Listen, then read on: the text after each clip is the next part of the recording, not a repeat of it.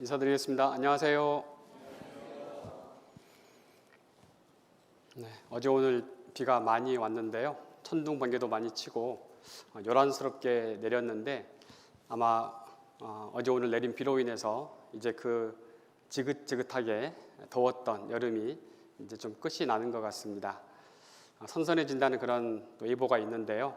이제 환절기니까 또 감기 조심하시고 건강을 잘 지키셔서 하나님의 자녀로서 잘 살아가고 또 하나님의 자녀가 되는 그런 은혜가 늘 임했으면 좋겠습니다. 네, 함께 기도하시겠습니다. 저희를 사랑하시는 거룩하시고 자비로우신 하나님 감사합니다. 하나님께서 또 하나님을 더욱 알고 하나님의 은혜를 나누어 주고자 이 귀한 성경 강연회를 허락해 주셨습니다. 하나님께서 함께해 주셔서 말씀을 전하는 자의 입술을 다스려 주시고 듣는 각 사람의 영혼에 깨닫는 마음 더 허락해 주시옵소서. 예수님 이름으로 기도드렸습니다. 아멘.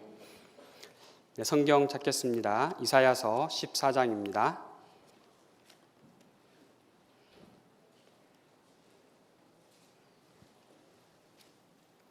네, 이사야서 14장 24절입니다.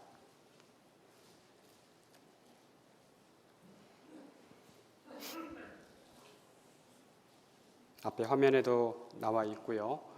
네, 이사야 14장 24절 함께 읽겠습니다. 만군의 여호와께서 맹세하여 가라사대 나의 생각한 것이 반드시 되며 나의 경영한 것이 반드시 이루리라. 하나님께서 말씀하셨습니다. 맹세까지 하셨습니다. 나의 생각한 것이 반드시 되며 나의 경영한 것이 반드시 이루리라 라는 말씀을 하셨습니다. 사람은 세상을 살아가면서 많은 계획들을 세웁니다. 그리고 학교도 또 직장도 나라도 국가도 이 계획을 세우게 되는데요. 생각하고 계획한 것들을 이루고자 하지만 자기 뜻대로 계획한 대로 이루어지지 않는 때가 너무나 많습니다. 그래서 참 어려움을 겪는 것 같아요. 그런데 하나님께서는 하나님이 생각하신 것을 반드시 이루시고 또 경영한 것을 반드시 생각한 것이 된다고 말씀하셨고 경영한 것이 반드시 이룬다고 말씀을 해주셨습니다. 실제로 이것이 큰 소리, 헛된 소리, 그냥 허언이 아니라 정말 진리입니다. 하나님께서 성경을 통해서 말씀하신 내용들은 반드시 이루어지는 그런 모습을 우리가 확인할 수 있습니다. 그래서 어제도 하나님께서 선지자의 말이 정말 하나님의 말씀이라면 증언과 성취함이 있어야 된다라고 처음에 살펴봤습니다. 그래서 증거가 있어야 되고 그리고 예언했다면 반드시 성취함이 이루어져야 됩니다. 그런데 하나님께서는 정말 예언하시고 반드시 성취하는 일을 하셨습니다. 세상에서 아무리 머리 좋은 사람, 경영학을 정말 뛰어나게 공부를 하고 또 실제로 많은 회사를 운영해보고 성공을 해본 사람들이 다 모여있다 하더라도 실패할 확률은 항상 존재합니다. 그래서 어떤 회사는 망하기도 하고 어떤 회사는 또 성공하기도 하는데 중요한 것은 주변의 어떤 상황들이 잘 따라줘야 됩니다. 운이라고 그러죠. 국제적인 어떤 정세도 잘 맞춰줘야 되고 경기 어떤 흐름도 잘 받쳐줘야 됩니다. 그래서 모든 것이 잘 이루어질 때 이제 회사가 잘 되고 생각하고 경영한 것이 잘 이루어질 수가 있는데 그것도 이제 일시적일 뿐이고요. 또 가다 보면은 실패를 겪기 마련입니다. 사람의 계획은 늘 한계가 있고 그래서 실패할 때가 많이 있고 또 일시적이고 또 그 사람이 늙거나 죽게 되면 그 계획은 또 없어지고 말 겁니다. 그런데 하나님께서는 영원하신 하나님이시고 그리고 전지전능하신 하나님이시기 때문에 모든 것을 아시고 모든 것을 하나님의 뜻대로 인도해 가실 수가 있습니다. 그래서 생각한 것을 반드시 되게 하시고 경영한 것을 반드시 이루게 하시는 그 하나님이 바로 성경에서 말씀하시는 여호와 하나님입니다. 자, 하나님께서 말씀하신 부분들 이제 오늘 또 전해지는 말씀을 통해서 말씀하셨던 그 예언의 말씀들이 성취되는 그런 부분들을 많이 또 확인하시게 될 겁니다. 다른 사람은 할 수 없고, 그리고 뭐 다른 종교나 다른 신이라고 말하는 어떤 신도 이러한 일을 행할 수가 없습니다. 하나님은 창조주실 뿐만 아니라 인간의 역사를 주관하시고 다스리시는 분이라는 것을 우리가 생각했으면 좋겠습니다. 우리는 성경을 통해서 첫째 날 하나님과 인생, 또 영혼에 대해서 배웠고요. 어제는 역사적인 증거에 대해서 함께 살펴봤습니다. 그래서 역사적인 증거, 에덴 동산이 있었죠.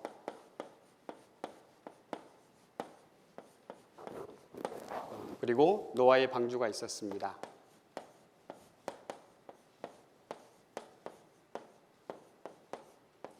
그리고 바벨탑을 잠깐 살펴봤습니다. 그리고 이스라엘을 선택한 이유도 함께 잠깐 또 생각해 봤습니다. 그래서 에덴 동산, 노아의 방주, 그리고 바벨탑 같은 이 사건의 경우는 기원에 대해서 정확하게 밝혀주고 있습니다.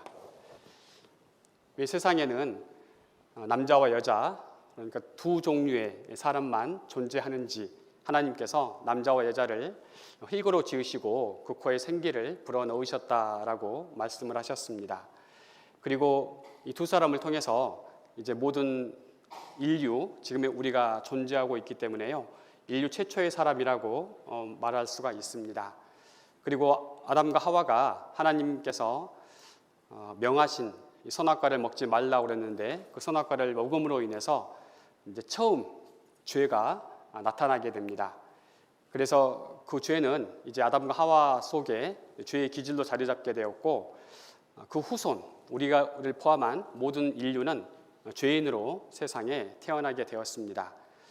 그리고 아담과 하와 두 사람을 통해서요, 지금 인류가 가지고 있는 네 가지 혈액형, A형, B형, 또 AB형, O형, 이 네 가지 혈액형이 다 나올 수가 있고, 또 성염색체도 남성과 여성, XXXY 이게 나올 수가 있습니다. 그래서 기혼에 대한 문제 분명히 성경에서 말씀하고 있다는 것, 또 노아의 방주라는 이 사건을 통해서 어제는 말씀을 드리지 않았는데 무지개라는 것이 나오게 됩니다. 이 무지개는 하나님께서 다시는 세상을 물로 심판하지 않겠다는 약속을 해주시는데 7번이나 하시는데 언약을 그 증거로, 증표로 무지개를 나타내 주셨습니다. 그래서 무지개는 하나님께서 이 세상을 물로 심판하시지 않는다는 하나의 증표가 될 거고요. 그리고 새로운 이제 노아와 그의 후손들을 통해서 새로운 인류가 다시 시작된다는 것을 또 알려주는 기쁨의 표시이기도 합니다. 또 이 대홍수 사건 때문에 사계절이 시작이 됩니다. 물층이 사라졌기 때문에요, 온난했던 지구는 이제 극지방에 가까운 곳은 추워지고, 그리고 적도에 가까운 곳은 덥기나 뜨겁기만 하고요. 나머지 이제 그 중간에 있는 나라들은 또 사계절이 뚜렷한 그런 기후를 겪게 됩니다. 자, 에덴 동산의 증거를 우리가 확인했습니다. 그래서 그 중동 지방 메소포타미아 문명이 시작되었던 바로 그곳이 에덴 동산이라는 것. 그래서 두 강이 흐르고 있는 메소포타미아 지역이고, 거기서 석유가 이제 많이 발견됨으로 인해서 이곳이 과거에, 지금은 사막 지역인데 굉장히 살림이 울창했고 동식물들이 많았던 그런 곳이라는 것을 충분히 생각해 볼 수 있겠습니다. 그리고 에덴 동산은 아까 기온과 관련해서 말씀을 드렸는데요, 왜 사람만 다른 동물들과 달리 이렇게 잉태하는 고통을 갖게 되고, 또 아이를 낳을 때 그 아픈 그 수고를 하게 되는지, 잉태와 해산의 수고를 왜 사람은 겪게 되는지 그 이유에 대해서도 분명히 말씀하고 있고, 그리고 남자들은 이제 땀을 흘려야, 수고하고 땀을 흘려야 먹고 살 수 있다는, 가족을 먹여 살릴 수 있는 그런 구조가, 이 인류의 모습이 생기게 되었다는 것을 말해주고 있습니다. 그래서 수고하고 땀을 흘리는 인생, 고생하는 인생, 그 이유가 에덴 동산의 범죄 때문이었다라는 것을 알려주고 있습니다. 그리고 노아의 이 방주 사건을 통해서는 이제 방주가 실제로 존재하고 있다는 거죠. 그래서 우리 시대에 그전에는 눈으로 덮여 있었고 잘 확인이 되지 않았던 이 방주가 온난화로 인해서 또 눈도 녹고 또 지진 같은 것으로 인해서 보일 수 있는 그런 모습으로 나타나게 되면서 이제 얼어있던, 얼은 상태로 남아있던 이 방주를 아라랏산에서 발견할 수 있게 됐습니다. 사실 우리나라에서도 자랑할 만한 배가 있는데 바로 거북선입니다. 거북선은 이제 지금으로부터 한 500년 전에 임진왜란 때 아주 맹위를 떨쳤던 그런 함선인데요. 사실 거북선은 그 실체가 남아있지 않습니다. 단지 전해지는 설로 거북선이 이랬을 것이다 라고 하는 그런 상상을 가지고 거북선을 만들었습니다. 그래서 그 당시에 거북선은 남아있지 않다는 거죠. 그리고 설계도도 남아있지 않습니다. 그래서 거기에 비할 때 그보다 10배 오래된 이 4,500년 전, 5,000년 전의 이 방주는 설계도도 성경에 남아있고, 그리고 방주 자체도 지금 확인할 수가 있기 때문에 훨씬 더 우리가 거북선을 믿는 것보다 훨씬 더 신빙성 있게 이 노아의 방주를 우리는 믿을 수가 있습니다. 그리고 이 방주는 대홍수 사건 때 이제 하나님께서 노아에게 명하신 것인데 바로 대홍수가 있었다는 것인데, 이 홍수의 증거들이 여러 가지 존재하고 있습니다. 그래서 퇴적층, 지구상에 존재하는 이제 퇴적층 같은 것도 그렇고요. 퇴적층 안에 있는 화석. 그래서 화석은 대홍수를 가장 분명하게 증거하고 있습니다. 그리고 이제 소금 호수, 염호나 또는 염전이 바닷가에 있는 것이 아니라 해발 3,000m, 4,000m가 넘는 그 높은 곳에 존재한다는 걸 통해서 과거에 온 지구가 바로 바닷물에 덮였다는 것, 그 사실을 알 수 있게 해주고 있습니다. 또 설화도 마찬가지고요. 공통적인 설화가 존재하고 있고 저 모든 세계에 이 홍수의 흔적들이 존재한다는 것은 전 세계적인 홍수였다라는 것을 분명하게 확인할 수 있게 해줍니다. 그리고 바벨탑은 바로 언어의 혼잡이죠. 그래서 언어가 왜 나누어졌는지, 처음에는 구음이, 이 발음이 서로 같았는데 언어가 하나였는데 왜 나누어졌는지 그 기원을 분명하게 알려주고 있습니다.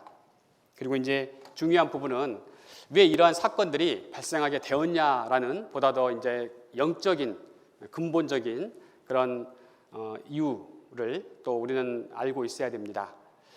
왜 에덴 동산이 땅속에 들어갈 수밖에 없었고, 왜 노아 시대 대홍수 사건이 발생할 수밖에 없었고, 왜 이 바벨탑 사건으로 인해서 인류의 언어가 나누어질 수밖에 없었는가? 근본적인 이유, 바로 죄 때문이라는 겁니다. 그래서 죄는 하나님의 심판을 반드시 불러온다는 것, 죄가 있는 곳에는 심판이 있다는 것을 이 세 가지 사건은 분명하게 보여주고 있습니다. 그래서 히브리서 9장 27절에 한 번 죽는 것은 사람에게 정하신 것이요, 그 다음에 뭐죠? 그 후에는 심판이 있으리니라고 말씀하셨습니다. 그래서 우리는 죽음을 피할 수 없는 그런 존재이고, 그 후에 하나님께서 심판을 분명히 집행하신다는 것을 우리는 생각해 볼 수 있습니다. 그리고 이스라엘을 어제 잠깐 살펴봤는데요. 하나님을 찾는 사람이 한 사람도 없을 때, 사람의 노력으로 하나님을 찾을 수 없기 때문에 하나님을 찾으려고 노력을 사람 편에서 사람 생각을 하면은 그것이 이제 우상, 그리고 종교의 모습으로 나타날 뿐이었습니다. 그래서 하나님께서 하나님 자신을 계시해 주시려고, 알려주시려고 한 사람 아브라함을 선택하시고 아브라함을 통해서 한 민족 이스라엘을 이제 조성하십니다. 오늘은 이 이스라엘에 대해서 함께 생각해 보겠습니다. 네. 자, 이스라엘인데요. 이스라엘은 어제 선택한 이유를 몇 가지 살펴봤습니다. 그래서 이스라엘은 증인으로서 하나님을 증거하는 증인으로서의 민족을 분명히 감당해야 되고요. 그리고 이스라엘을 통해서 성경이 기록이 됐습니다.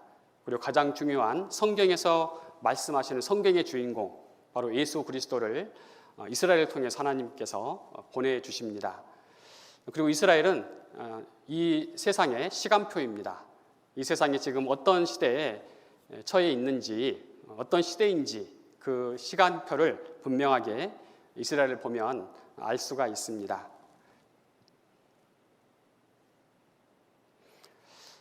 그래서 오늘은 이제 예언과 성취라는 이런 제목인데요.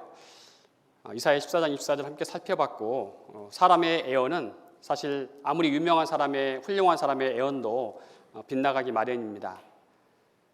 공기보다 무거우면서 날 수 있는 기계란 불가능하다라고 영국의 한 켈빈경이라는 사람이 얘기했는데 1895년에 불과 이제 8년 후에 1903년에 라이트 형제에 의해서 비행기가 처음 하늘을 날게 됩니다. 자, 발명할 것은 이미 다 발명해 더 이상 나올 것이 없다라고 미국의 특허청장이 얘기를 했는데 사실 시대가 지날수록 많은 더 발명품들이 등장을 하고 있죠. 배우가 말하는 걸 듣고 싶어하는 사람이 어디 있나라고 워너브라더스라는 그 영화사의 회장이 얘기를 했는데 사실은 지금 다 듣고 있죠. 빌 게이츠라는 정말 유명한 컴퓨터 전문가인데 이분도 640kB는 누구에게나 충분한 기억 용량이다라고 했는데 여러분이 갖고 계신 휴대폰이 640킬로비트 이런 정도가 아니라 이제 몇 기가 250기가 또는 500기가 이상 그렇게 여러분이 가지고 계신 핸드폰이 훨씬 더 많은 용량들을 지금 가지고 있습니다. 미래의 컴퓨터는 적어도 무게가 1.5톤은 될 것이다 라고 1949년에 예언을 했는데 사실은 휴대폰이 등장을 했죠. 컴퓨터는 잘 팔려봐야 한 해에 5대 이상 팔리지 않을 것이라고 유명한 컴퓨터 회사 회장이 예언했는데 사실은 이제 엄청나게 그 뒤에 만들어지고 팔렸습니다. 사람은 장래일을 알지 못합니다. 그래서 하나님만이 장래일을 아실 수가 있고요. 그것은 하나님께서 사람이 아니라 하나님이시기 때문이다라고 호세아서에서 말씀을 하고 있습니다. 그래서 예언을 하나님께서 먼저 하시고 성취하시는 이유는 요한복음 14장 29절에 예수님이 말씀하셨는데요. 함께 읽겠습니다. 이제 일이 이루기 전에 너희에게 말한 것은 일이 이룰 때에 너희로 믿게 하려 함이라. 네. 그래서 일이 이루어지기 전에 말한 것, 예언한 것이죠. 그렇게 말한 이유는 일이 이루어지면 너희로 믿게 하려 함이라라고 예수님이 말씀하셨습니다. 그래서 예언의 성취를 성경 하나님께서 그렇게 많이 알려주신 이유는 바로 하나님을 믿게 하시려고 살아계신 하나님이 정말 계시다는 것, 성경이 하나님 말씀이라는 것을 믿게 하려고 그렇게 미리 말씀하시고 나중에 성취해 가셨습니다. 그래서 클라렌스 라킨이라는 사람이 예언의 필요 조건을 이렇게 얘기했는데요. 널리 알려져 있어야 되고 인간의 예상을 능가해야 되고 아주 상세해야 되고 충분한 시간적 차이가 있어야 되고 확실한 증거가 있어야 된다라고 얘기를 했습니다. 그래서 사람도 내일 동쪽에서 해가 뜬다라고 말을 할 수 있죠. 그리고 며칠 후의 일도 잘하면 알아맞힐 수가 있습니다. 하지만 충분한 시간적 차이, 성경에서 몇백 년 후에 또는 몇천 년 후의 일을 예언하고 구체적으로 예언하시고 성취하시는 그런 일은 사람은 절대 할 수 없습니다. 그래서 이사야 48장 3절에 여호와께서 가라사대 내가 옛적에 장래사를 고하였고 내 입에서 내어 보였고 내가 호련히 그 일을 행하여 이루었느니라 라고 말씀하셨습니다. 호세아 11장 9절 함께 읽겠습니다. 이는 내가 사람이 아니요 하나님이라. 네, 하나님임이라. 사람이 아니라 하나님이시기 때문에 바로 그러한 미리 말씀하시고 그리고 성취하시는 일을 하실 수가 있습니다. 우리는 그런 하나님을 믿고자 하는 겁니다. 자, 이스라엘 역사 아브라함을 통해서 이제 시작이 됩니다. 아브라함이란 한 사람, 그 사람을 선택하셔가지고요, 그가 한 번도 가보지 못한 땅으로 하나님께서 가라고 명하시는데, 이 아브라함이라는 사람이 하나님 말씀에 순종해서 가게 됩니다. 자, 만민 중에서 아브라함을 선택하셨습니다. 그리고 이 아브라함은 세 종교가 공유하는 믿음의 조상이라고 말하고 있는데요. 아브라함은 이제 믿음의 조상, 이스라엘 사람들이 믿는 이제 유대교의 어떤 조상이라고 할 수 있고요. 그리고 이스마엘이라고 하는 아브라함의 아들이 있는데, 이 이스마엘의 후손이 지금의 아랍 사람들입니다. 그래서 이슬람교의 또 믿음의 조상이 아브라함이라고 얘기합니다. 그리고 이제 기독교에서 믿음의 조상이라고 말하는 사람이 바로 또 아브라함입니다. 그래서 여기 오른쪽에도 유대교와 이슬람교, 아브라함의 배다른 두 아들이 시조이다라고 말하고 있습니다. 창세기 12장 1절 2절에 아브라함에게 하나님이 나타나셔서 약속을 하셨습니다. 무조건적인 약속이었습니다. 땅을 주시겠다. 지금의 팔레스타인 땅이고요. 민족을 이루게 해주시겠다. 바로 이스라엘 또는 유태 민족입니다. 그리고 복의 근원이 되게 해주겠다라고 했는데, 예수님을 통해서 이제 영혼의 복을 온 세상에 주실 것을 말씀하셨습니다. 땅은 가나안, 민족은 이스라엘, 복의 근원은 바로 예수님입니다. 갈대아 우르에서 이 아브라함을 부르셔가지고 이제 약속의 땅 가나안으로 인도하십니다. 중간에 하란이라는 곳에 잠시 머물다가 아브라함의 아버지 데라가 죽은 후에 다시 아브라함이 남은 가족들을 이끌고 가나안으로 들어가게 됩니다. 자, 이 우르라는 곳, 수메르 문명의 중심지다라고 되어 있습니다. 메소포타미아의 고대 도시, 아주 큰 도시였고요. 이런 모양을 갖추고 있었다는 것이 고고학 발굴을 통해서 알게 됐습니다. 이 정도 규모의 어떤 도시였을 것이다라는 거고요. 1922년부터 1934년까지 찰스 레오나드 울리 경이 발굴을 했습니다. 아주 잘 발달된 도시의 형태였고, 심지어 이렇게 상수도 시설을 갖춘, 또 하수도 시설을 갖춘 그런 곳이었다라고 전해지고 있습니다. 그리고 약속의 땅 이 가나안에 들어가게 됩니다. 아브라함은 그의 아들이 이삭이라는 아들이 있습니다. 이삭의 출생은 한마디로 기적이었습니다.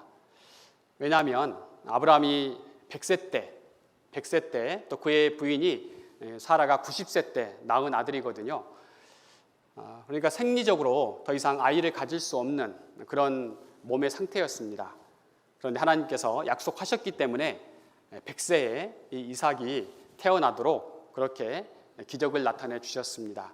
어제도 말씀드린 것처럼 이스라엘의 역사는 기적의 역사라고 말씀을 드렸습니다. 그래서 이삭이 태어난 것도 기적이다라고 말할 수가 있고요. 자, 이삭을 통해서 이제 야곱이 또 태어나게 됩니다. 물론 다른 아들 에서도 있는데, 이 야곱이 이제 하나님을 믿는 그런 아들로서 또 하나님의 축복을 바라는 그런 믿음을 가지고 있었고, 결국 이 야곱이 이삭의 축복을 받았는데 바로 하나님의 축복을 받은 겁니다. 또 야곱은 12아들을 4명의 부인으로부터 또 낳게 됩니다. 그래서 12의 아들이 이스라엘 12지파가 되고요. 그리고 이 12아들 중에 이제 11번째 요셉이라는 아들이 있었습니다. 이 요셉은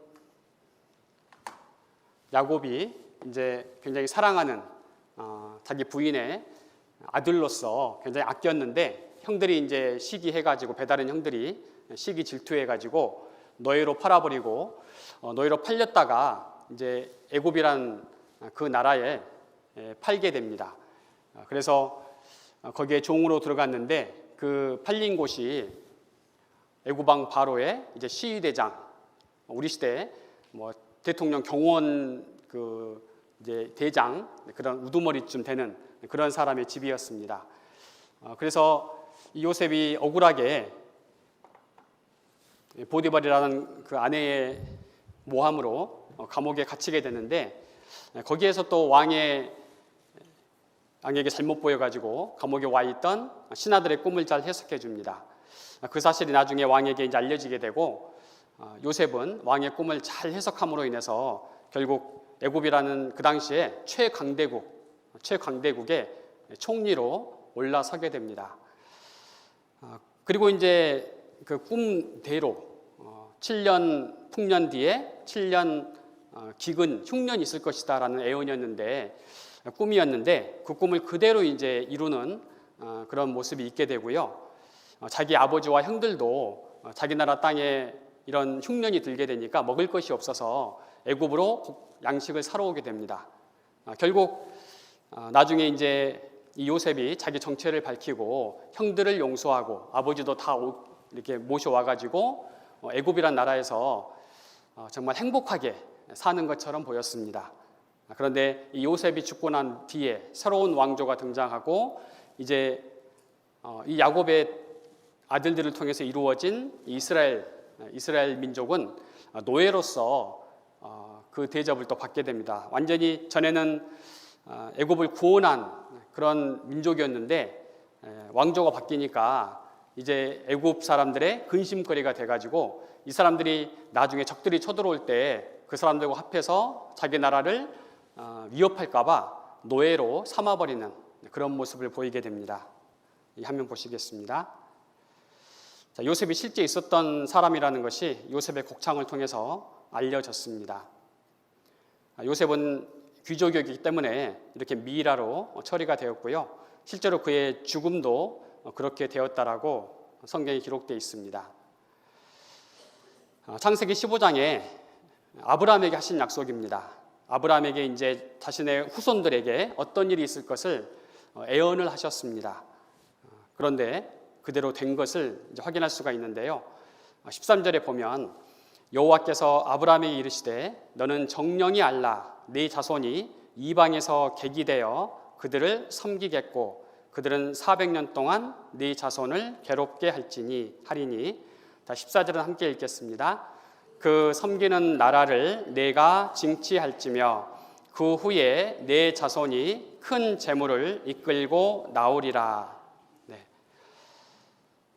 아직 아브라함에게는 이 창세기 15장은요 아들 이삭이 태어나지도 않은 그런 상황입니다. 그런데 이 아브라함에게 하나님께서 앞으로 있을 일을 미리 말씀을 해주신 겁니다. 그래서 500년 후에 대략 이제 있을 일 그걸 알려주셨는데요. 아직 아들도 없는데 네 자손이 이방에서 객이 될 것이다. 그리고 400년 동안 네 자손을 이제 그들이 괴롭게 할 것이다. 한마디로 노예 생활을 하게 될 것이라는 거고요. 하지만 때가 되면 그 400년이 차면 내가 그 나라를 벌을 줄 것이고 네 자손들은 이제 다시 네가 살고 있는 이 땅으로 가나안 땅으로 나오게 될 것이다. 그것도 빈손이 아니라 큰 재물을 이끌고 나오게 될 것이다 라고 예언을 하셨습니다. 자, 하나님께서 기적을 베푸시는 이유는요, 하나님이 정말 능력이 많으신 분이시고 그리고 참 신이라는 것을 알려주시기 위해서입니다. 그리고 이제 약속도 같이 해주셨어요. 아브라함에게도 하시고 이삭에게도 하시고 야곱에게도 하시고 요셉에게도 하시고 약속을 쭉 해주시면서 하나님 말씀이 정말 반드시 이루어진다라는 그런 사실을 경험하도록 그렇게 해주셨습니다. 그러니까 아까 요셉이 그렇게 미라로 처리가 됐잖아요. 그런데 요셉은 분명히 자기 민족이 애굽이란 나라를 이제 벗어날 것을 알았습니다. 하나님 말씀을 믿었기 때문이죠. 그래서 나중에 그 형제들에게 부탁한 겁니다. 너희들이 이제 후손들에게 이제 말씀하신 거죠. 이 땅에서 벗어날 때 약속의 땅으로 들어가거든 내 해골을 메고 그 가나안 땅으로 꼭 가야 된다. 나를 버리지 말아라. 내 시신을 버리지 말고 꼭 챙겨가라고 미리 예언을 하게 됩니다. 근데 실제로 이제 그렇게 했어요. 출애굽이 이스라엘에 이루어지게 됩니다.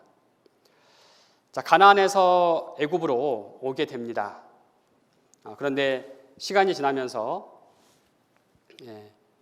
여기 애굽 사람들이 이제 왕조가 바뀌고 요셉도 죽고 나중에 노예로 이스라엘 사람들을 삼게 됩니다.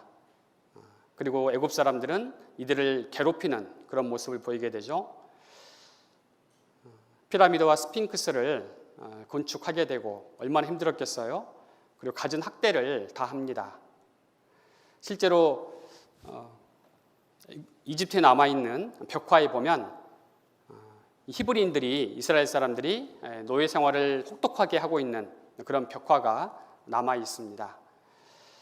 그리고 하나님께서 이스라엘 백성이 고통하면서 살려달라고 구원해달라고 그렇게 간절히 부르짖으니까 모세를 보내가지고 10가지 재앙을 내리시고 그들을 출애굽 시키십니다. 그리고 잘 아시는 사건인 홍해 바다를 가르는 놀라운 기적을 또 보여주십니다. 자, 홍해 바다가 갈라지는 거 모세가 힘이 세서 아니면 입바람이 워낙 세가지고 입으로 후 불었더니 바닷물이 갈라졌다. 그걸 믿을 수는 없겠죠. 그래서 애굽에서 10가지 재앙을 내려서 나오게 한 것도 기적이고요. 그리고 사면 초과의 상황, 앞에는 홍해 바다가 가로막혀 있고 뒤에서는 애굽 군대가 쫓아오는 그런 절대절명의 상황에서 하나님께서 바로 바닷물을 갈라버리시는 그런 놀라운 기적을 행하셨습니다. 그래서 이렇게 기적을 행하신 것은 계속 하나님이 이런 분이시다, 너희는 하나님을 믿어야 된다라는 부분을 하나님께서 알려주시는 겁니다. 그래서 홍해가 갈라져서 이스라엘 백성은 이 홍해가 마른 땅이 되었는데 그 마른 땅에 된 홍해 바다를 건너게 됩니다. 그리고 이 사건이 실제로 있었던 사건이라는 것, 그리고 증거가 남아있다는 것을 또 우리에게 알게 해주셨습니다. 자, 시내산인데요. 이스라엘 백성은 애굽 땅을 건너가지고 이곳도 지금 애굽 땅이고요. 이곳도 애굽 땅입니다. 그래서 애굽 땅을 가로질러서 여기 시내산이 있는 아라비아 땅, 아라비아에 있는 시내산이라고 갈라디아서에 나와 있는데요. 바로 여기 아카바만이라고 되어 있는데요. 바로 이곳을 이스라엘 백성은 건너야 했습니다. 그래서 우리가 이제 이렇게 눈으로 볼 때는 얼마 안 된 것 같지만 폭이 16km, 상당히 넓은 그러한 바다입니다.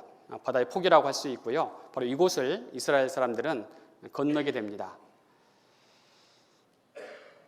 그들이 이렇게 이제 잠시 머물러 있었던 하나님이 마지막으로 인도하신 그런 장소가 느웨이바라는 곳인데 우리나라 여의도의 한 4.5배가 되는 이 정도 면적이면은 이스라엘 백성이 그 당시에 대략 200만 명이 넘었을 것이다라고 얘기하는데 그 인구가 충분히 머무를 수 있는 그러한 장소입니다. 뒤에서 쫓아오던 애국 군대는 이제 하나님께서 여기에서 불기둥을 만들어 가지고 더 이상 애국 군대 쫓아오지 못하게 만드시고요. 이제 이스라엘 백성은 하나님이 하시는 일만 보면 됐습니다. 사방이 다 막혀 있고 도대체 방법이라고는 전혀 보이지 않는데 모세가 말했거든요. 하나님께서 너희를 위해 행하시는 구원을 보라라고 말하게 됩니다. 하나님께서 이제 이 동풍을 밤새도록 불게 하셔가지고 바닷물을 갈라버리십니다. 이 바다의 모습입니다. 다른 옆에 이 바다는 깊은 바다, 수심이 깊거든요. 그런데 이 누에이바 앞에 이 바다는 폭이 16km이고 이제 진짜로 이 상하죠. 이 상하의 길이가 8km입니다. 그러니까 200만 명이 이곳이 마른 땅이 되면은 충분히 지나갈 수 있는 그런 면적이라고 할 수 있고요. 중요한 것은 옆에는 지금 다 깊은 물인데 그래서 자칫 들어가다가는 사실 경사가 너무 급해가지고 내려가는 건 내려갈 수 있겠지만 위험하기도 하고 올라가는 게 더 큰 문제입니다. 그래서 이 높은 산을 올라가는 게 쉬운 게 아니잖아요. 다 노예 생활했었고 어린아이도 많고 노인도 많고 가축도 있는데 그냥 올라가다가 지쳐서 포기할 수도 있는 그런 상황이었습니다. 그런데 이 위치가요, 정말 하나님께서 미리 예비해 놓으신 곳이다라는 것이 우리가 알 수 있습니다. 얕은 바다와 완만한 경사인데요, 이스라엘 여기 보시면 여호와께서 큰 동풍으로 밤새도록 바닷물을 물러가게 하시니 물이 갈라져 바다가 마른 땅이 된지라. 이스라엘 자손은 바다 가운데 육지로 행하였고 물이 좌우에 벽이 되었었더라. 그래서 여기 부분을 좀 설명을 드리겠습니다. 자, 이곳은 내려가는 곳의 어떤 경사도입니다. 자, 내려가는 곳의 경사도를 보여주고 있고요. 자, 이것이 이제 절반이라고 생각할 때 대략 한 8km 정도가 6도의 경사를 가진 그 곳으로 마른 땅으로 지나가게 됩니다. 그러니까 이 8km 정도를 6도의 경사가 이렇게 쭉 이루어져 있다면 충분히 힘들지 않고 힘들이지 않고 내려갈 수 있는 이제 그런 높이라는 거죠. 마치 우리가 큰 산을 오르는 것은 등산인데 그냥 조그만 동네 산을 오르는 것은 산책이라고 합니다. 그러니까 산책하는 수준으로 그 정도 이스라엘 백성은 그냥 걷는, 이동하는 그런 상황입니다. 올라가는 것도 마찬가지죠. 여기 올라가는 것도 보면 완만합니다. 8km가. 그래서 이 기울기가 한 7도 정도, 7.4도로 나와 있는데요. 이건 역시도 완만한 그런 경사입니다. 그러니까 내려가는 것도 그렇게 힘들지 않게 내려가고 올라가는 것도 그렇게 힘들지 않게 올라갈 수 있도록 딱 그 위치, 누에이바라는 그 모래 그 해안가죠. 거기에서 시나이 반도까지 이렇게 지나가는 데 있어서 전혀 아라비아 반도까지 지나가는 데 있어서 전혀 문제가 되지 않았습니다. 자, 이게 이제 깊이의 표시잖아요. 이쪽은 그렇게 깊지 않게 얕게 되어 있었습니다. 자, 뒤따라오던 애굽 군대, 하나님 불기둥을 이제 없애버리시니까요. 애굽 군대가 애굽 바로왕을 포함해서 이스라엘 쫓아오게 되고 하나님이 다시 벽을 만들었던 그 바닷물을 합해버리십니다. 그래서 애굽 군대는 다 물에 수장이 되는데요. 그 당시에 이제 이곳에 이 장소에 그 애굽 전차가 이제 빠졌다는 것, 그 흔적들이 남아 있습니다. 그래서 자, 이곳은 홍해 바다거든요. 그래서 홍해가 된 이유는 거기에 사는 산호들이 붉은색을 띠고 있기 때문에 홍해입니다. 이 산호들이 이제 이런 전차 바퀴에 붙어가지고 화석화되어가지고 우리 시대에 이제 발견이 된 겁니다. 그 모양을 이렇게 해보니까요, 이렇게 보시는 것처럼 전차 축이고 그리고 전차 바퀴의 모양입니다. 이런 모양이고요. 이런 살이 4개인 이런 모양도 있습니다. 근데 이제 그 당시에 벽화를 보면 이 바퀴살이 6개인 이런 전차 바퀴도 있고 4개짜리 전차 바퀴 모양도 그림으로 남아 있기 때문에 이곳이 바로 홍해바다, 이스라엘 백성이 지나가고 애국 군대는 추격하다가 빠져 죽은 곳이다라는 것을 알 수 있게 해주셨습니다.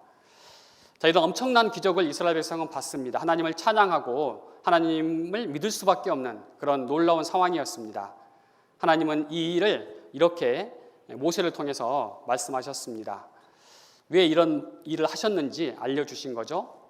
신명기 4장 34절 35절 34절은 제가 읽겠습니다.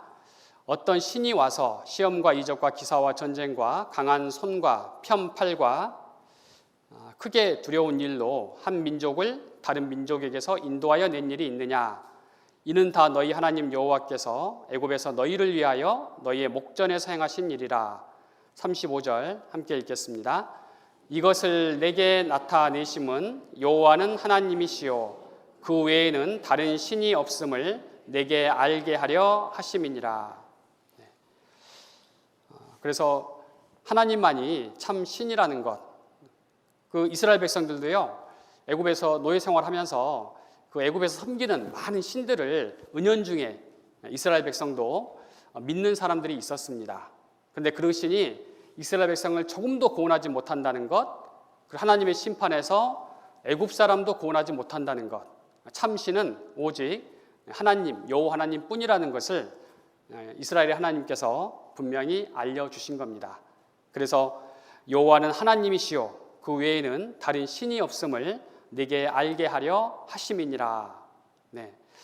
자, 이스라엘에게 하신 이 말씀이 또 우리에게 하시는 말씀이 분명합니다. 우리는 하나님께서 분명히 이 일을 성경에 기록해 놓으시고 우리에게 읽게 하신 것은 진짜 하나님은 놀라운 기적을 베푸시는 분이시구나. 한 민족을 다른 민족에게서 인도해 내셨는데 이게 보통 상황이 아닌 겁니다. 그 당시에 최강대국 애굽이란 나라, 이집트란 나라에서 노예 생활하고 있던 10년, 20년, 50년, 100년도 아니고 400년이나 하고 있던 철저하게 무기력증에 빠져 있는 자신들은 아무것도 할 수 없다라고 먹는 것도 부실하지, 일하는 것은 많지, 가지고 있는 것도 없지, 군사훈련도 받지 못했지, 이런 상황에서 이스라엘이 애굽을 빠져나왔습니다. 그것은 바로 하나님이 살아계시다 하는 것을 분명하게 또 능력이 많으신 분이라는 것을 믿을 만한 분이시라는 것을 우리로 하여금 분명히 믿게 하시는 하나님의 뜻입니다.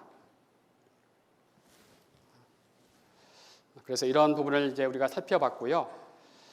이스라엘 백성은 이제 출애굽한 이후에 바로 가나안 땅으로 또 인도되지 못했습니다. 한 11일 정도면 도달할 수 있는, 아니 이제 출애굽을 홍해 바다를 건넜기 때문에 훨씬 더 빨리 도착할 수 있는 그런 상황이었음에도 불구하고 그들은 바로 약속의 땅 가나안에 들어가지 못했습니다. 그들이 이제 불순종했기 때문인데요. 대신에 40년의 광야 생활을 그들은 해야 했습니다. 이 광야라는 곳이 우리나라가 옛날에 만주벌판을 이렇게 광야라고 생각했는데 그 정도가 아니라 아예 비도 내리지 않고 풀 한 폭이 자라기 힘든 그런 곳이 바로 이스라엘이 생활해야 했던 그런 광야였습니다. 그러니까 사람이 만약에 하나님의 도우심이 없으면 그냥 죽는 거예요. 살아갈 수가 없습니다.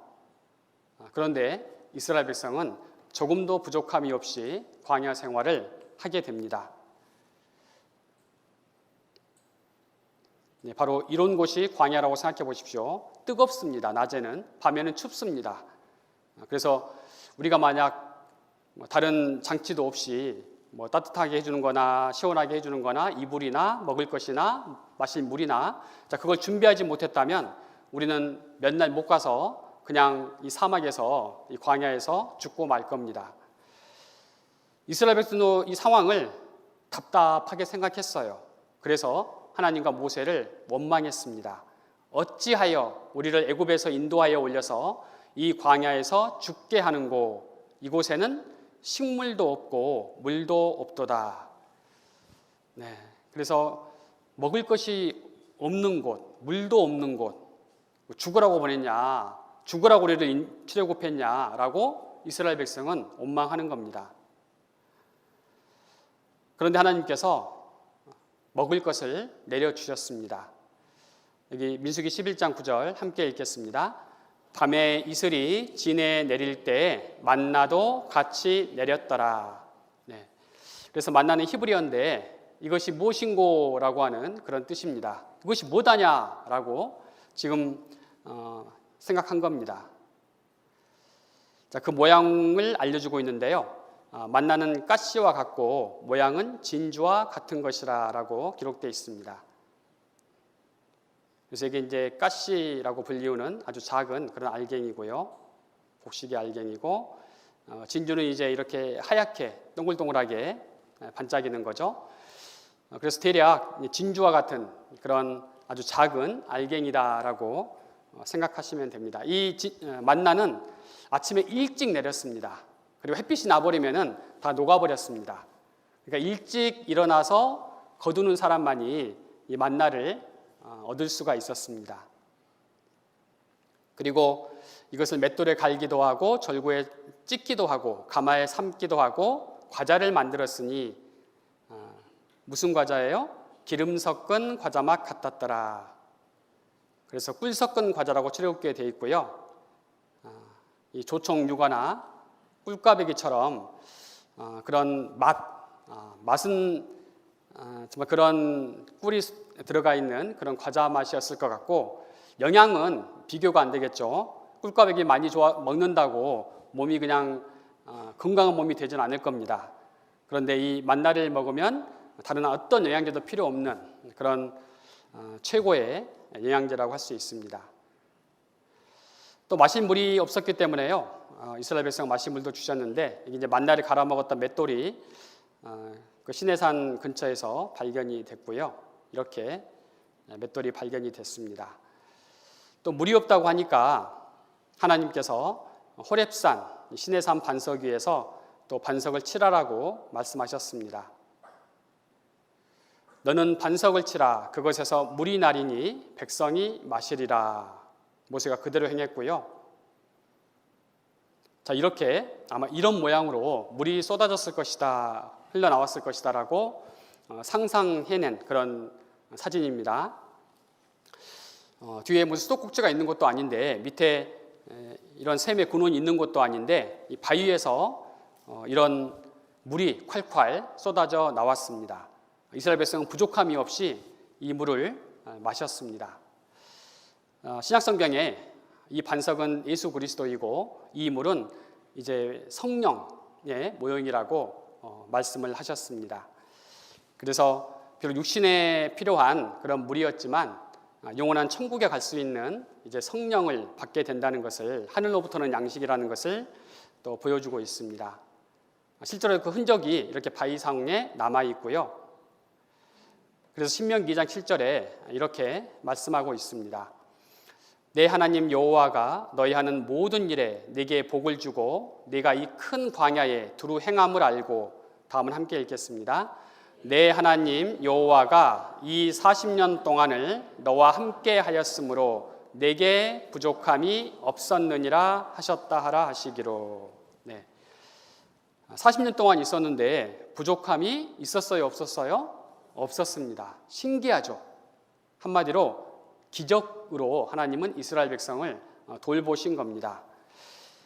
자, 아무것도 없는 곳에서 이렇게 부족함이 없이 지내게 되려면, 아무리 그 200만 명이라는 사람을 원조하려면요, 지금 세상에서 엄청난 어마어마한 그런 물자가 동원되어야 할 겁니다.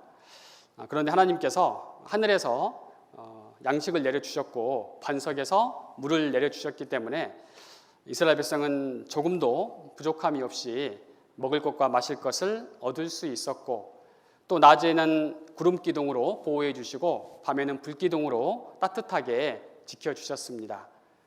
그리고 옷이 따로 필요 없을 정도로 옷이 헤어지지 않도록, 또 신발이 헤어지지 않도록, 닳아지지 않도록요. 그리고 무릎에 이런 물이 발바닥이 물집이 생기지 않도록, 하여튼 모든 것들을 하나님께서 지켜주셨습니다.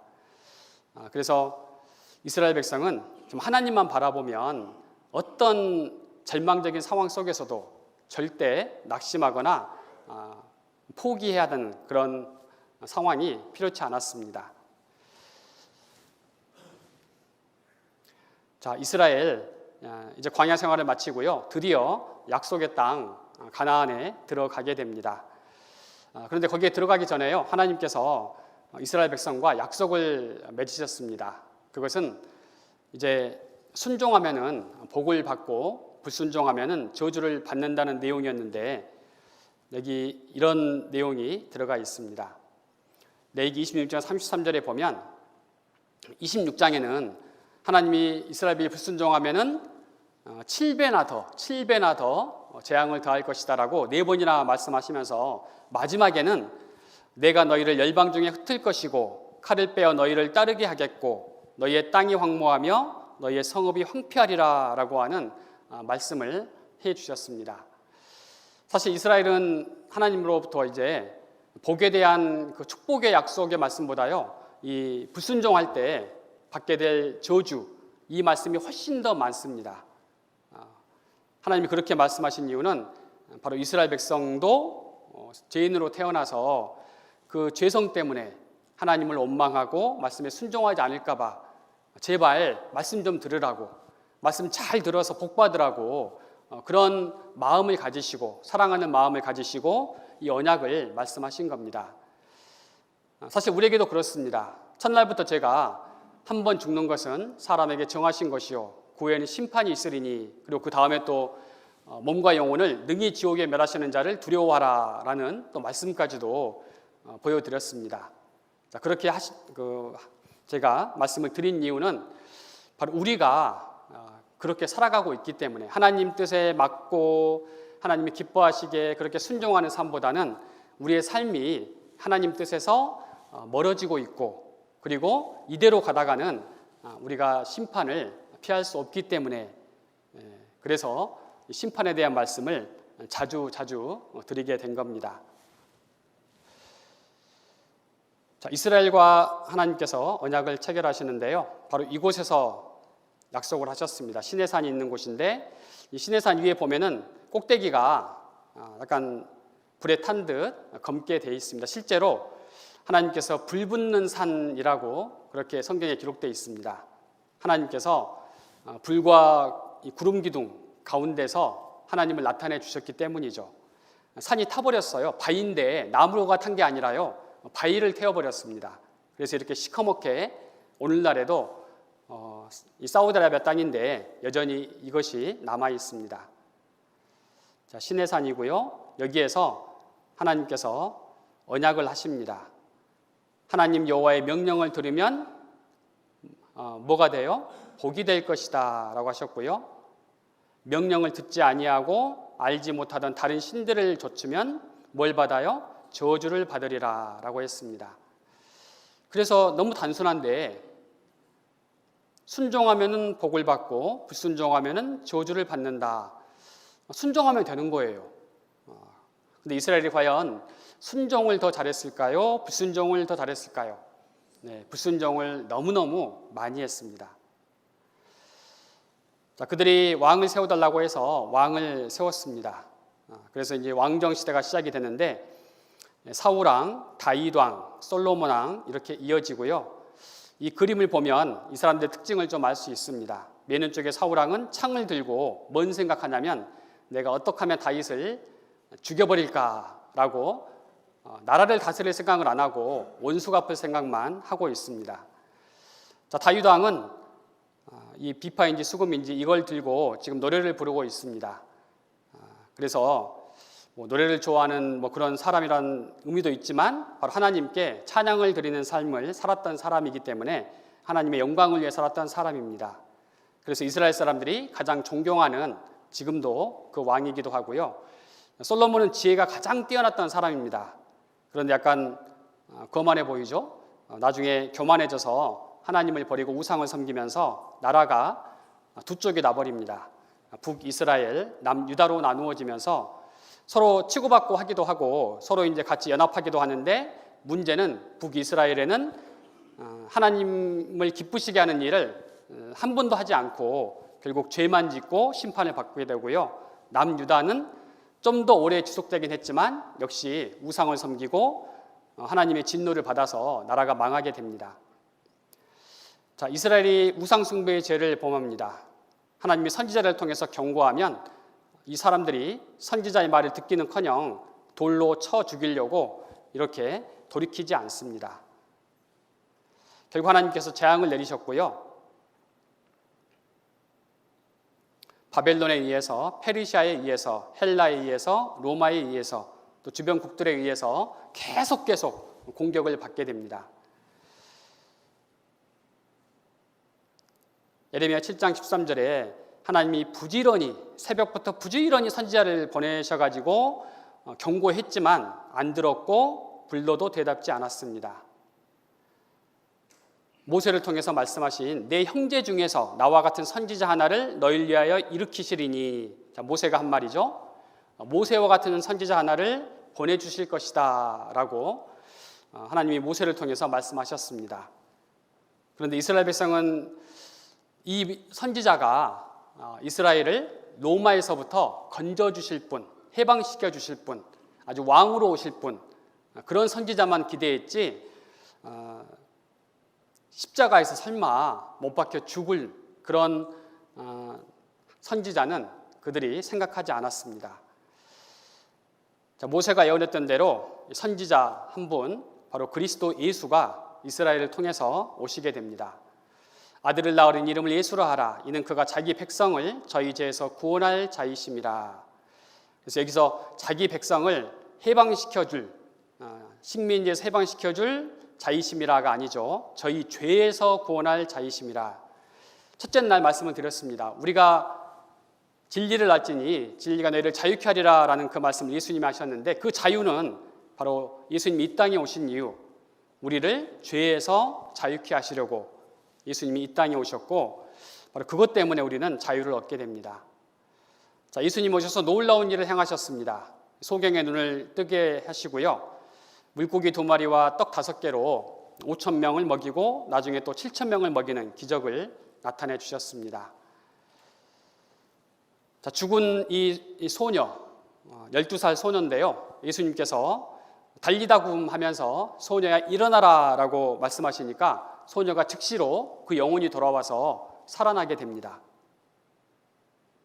그리고 죽은 지 4일이 지나서 이제 썩은 냄새가 나는 이 나사로야 나오너라 하니까 나사로가 이 삼배를 이렇게 감은 채로 그대로 강시처럼 뛰어나오게 되죠.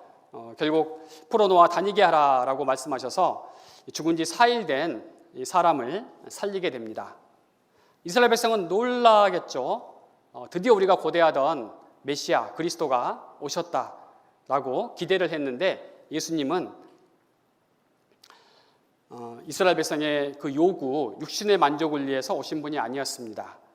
그래서 나는 섬기러 왔다, 죽으러 왔다라고 말씀하시면서 이 이스라엘 백성의 죄를 이렇게 알려주시는, 먼저 책망하시고 돌아오길 원하시는 그런 말씀들을 하셨고요.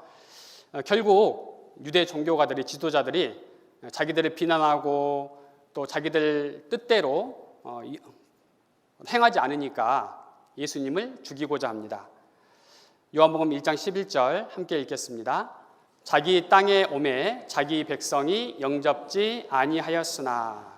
네, 자기 땅. 하나님이 정말 이스라엘 그 가나안 땅을 하나님 땅으로 선택하시고 이스라엘을 하나님의 백성으로 선택하셨습니다. 그 하나님이 오셨는데, 주인이 오셨는데, 왕이 오셨는데 자기 땅에 오매 자기 백성이 영접지 않고 오히려 예수님을 십자가에 못 박으라고 죽이라고 합니다. 너희가 원치 아니하였도다. 자, 예수님은 이제 붙들어 가고요. 왜 배척했을까? 이 죄에 대해서 책망하는데 죄를 버리기 싫어하기 때문에, 영혼에 무관심하기 때문에, 또 성경에 무지하기 때문에라고 말할 수 있습니다. 자, 예수님을 이제 빌라도에게 끌고 와가지고 그 재판에 세우게 됐는데, 아무리 빌라도가 뒷주사를 해봐도 3번이나 이렇게 뒷주사를 해보고 해봐도 정말 죄가 없다라는 사실을 얘기하는데, 이스라엘 백성들, 지도자들은 이렇게 외칩니다. 자, 빌라도가 가로되 어찌 미뇨 무슨 악한 일을 하였느냐? 저희가 더욱 소리질러 가로되. 다음은 함께 읽겠습니다. 십자가에 못 박혀야 하겠나이다 하는지라. 네, 십자가에 못 박아 죽이라고 외치게 됩니다. 빌라도가 할 수 없이 살인강도 바라바하고 예수하고 이제 유대인의 명절인 6월절에 특별 사면을 해주려고 합니다. 죄 없으신 예수님, 그리고 살인강도 바라바. 여러분 생각에는 당연히 예수님을 풀어줘야 된다라고 생각하시겠지만, 유대 종교가들은 바라바를 풀어주라고, 예수는 십자가에 못 박으라고 외치게 됩니다. 결국 이 빌라도가 세숫대야에 물을 이제 가져오게 해서 손을 씻으면서 나는 죄 없으니까 너희가 이 죄값을 당하라고 말하게 됩니다. 유대 종교가들이 이렇게 외치게 되죠. 함께 읽겠습니다. 그 피를 우리와 우리 자손에게 돌릴지어다. 네. 그래서 예수님을 죽인 피값을 자신들뿐만 아니라 자신들의 후손까지 그 죄값을 받겠다라고 그들은 말하게 되었고, 결국 그대로 이루어지는 역사가 나타나게 됩니다. 그래서 그 부분을 잠시 쉬었다가 10분 쉬었다가 계속 전해드리겠습니다. 잠깐 쉬겠습니다. 잠깐 체조하겠습니다. 오늘은 약간 시간이 짧게 걸리는 앉아서 하는 체조입니다.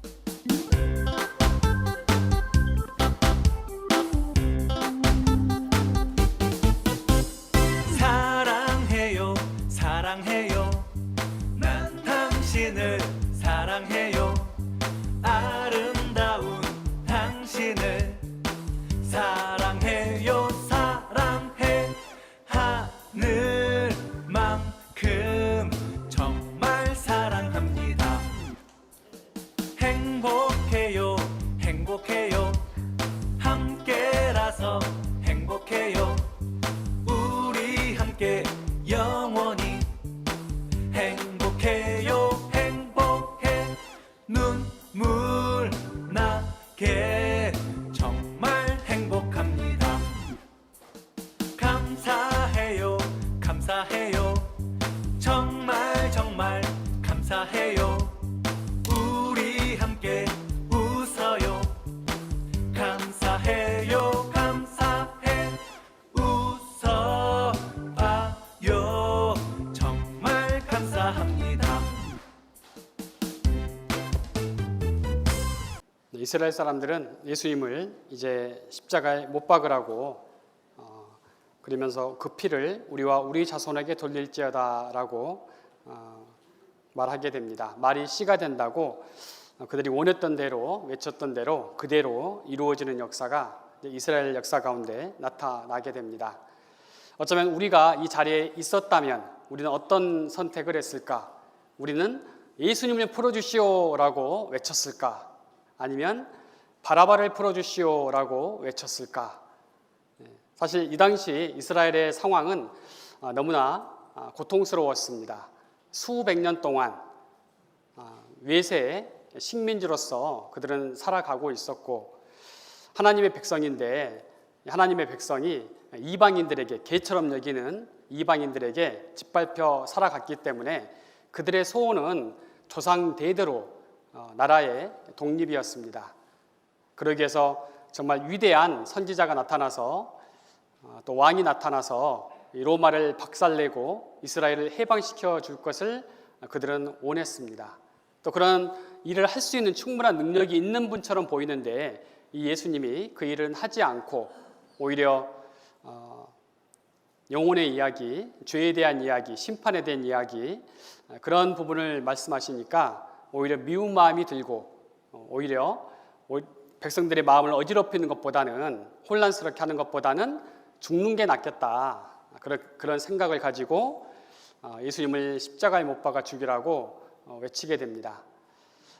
자, 우리가 마음이 어디에 있느냐에 따라서 분명히 우리의 선택은 달라지게 될 겁니다. 이번 한 주간 하나님의 말씀을 듣게 되는데 내 마음이 정말 내 영혼의 중요성에 마음을 가지고 나는 어떻게 될까? 정말 이 세상에 끝이 있고 그리고 내가 죽음 후에 심판을 받아서 어디에 가게 될까라는 생각을 하지 않는다면 우리의 선택은 역시 예수님이 될 수가 없을 겁니다.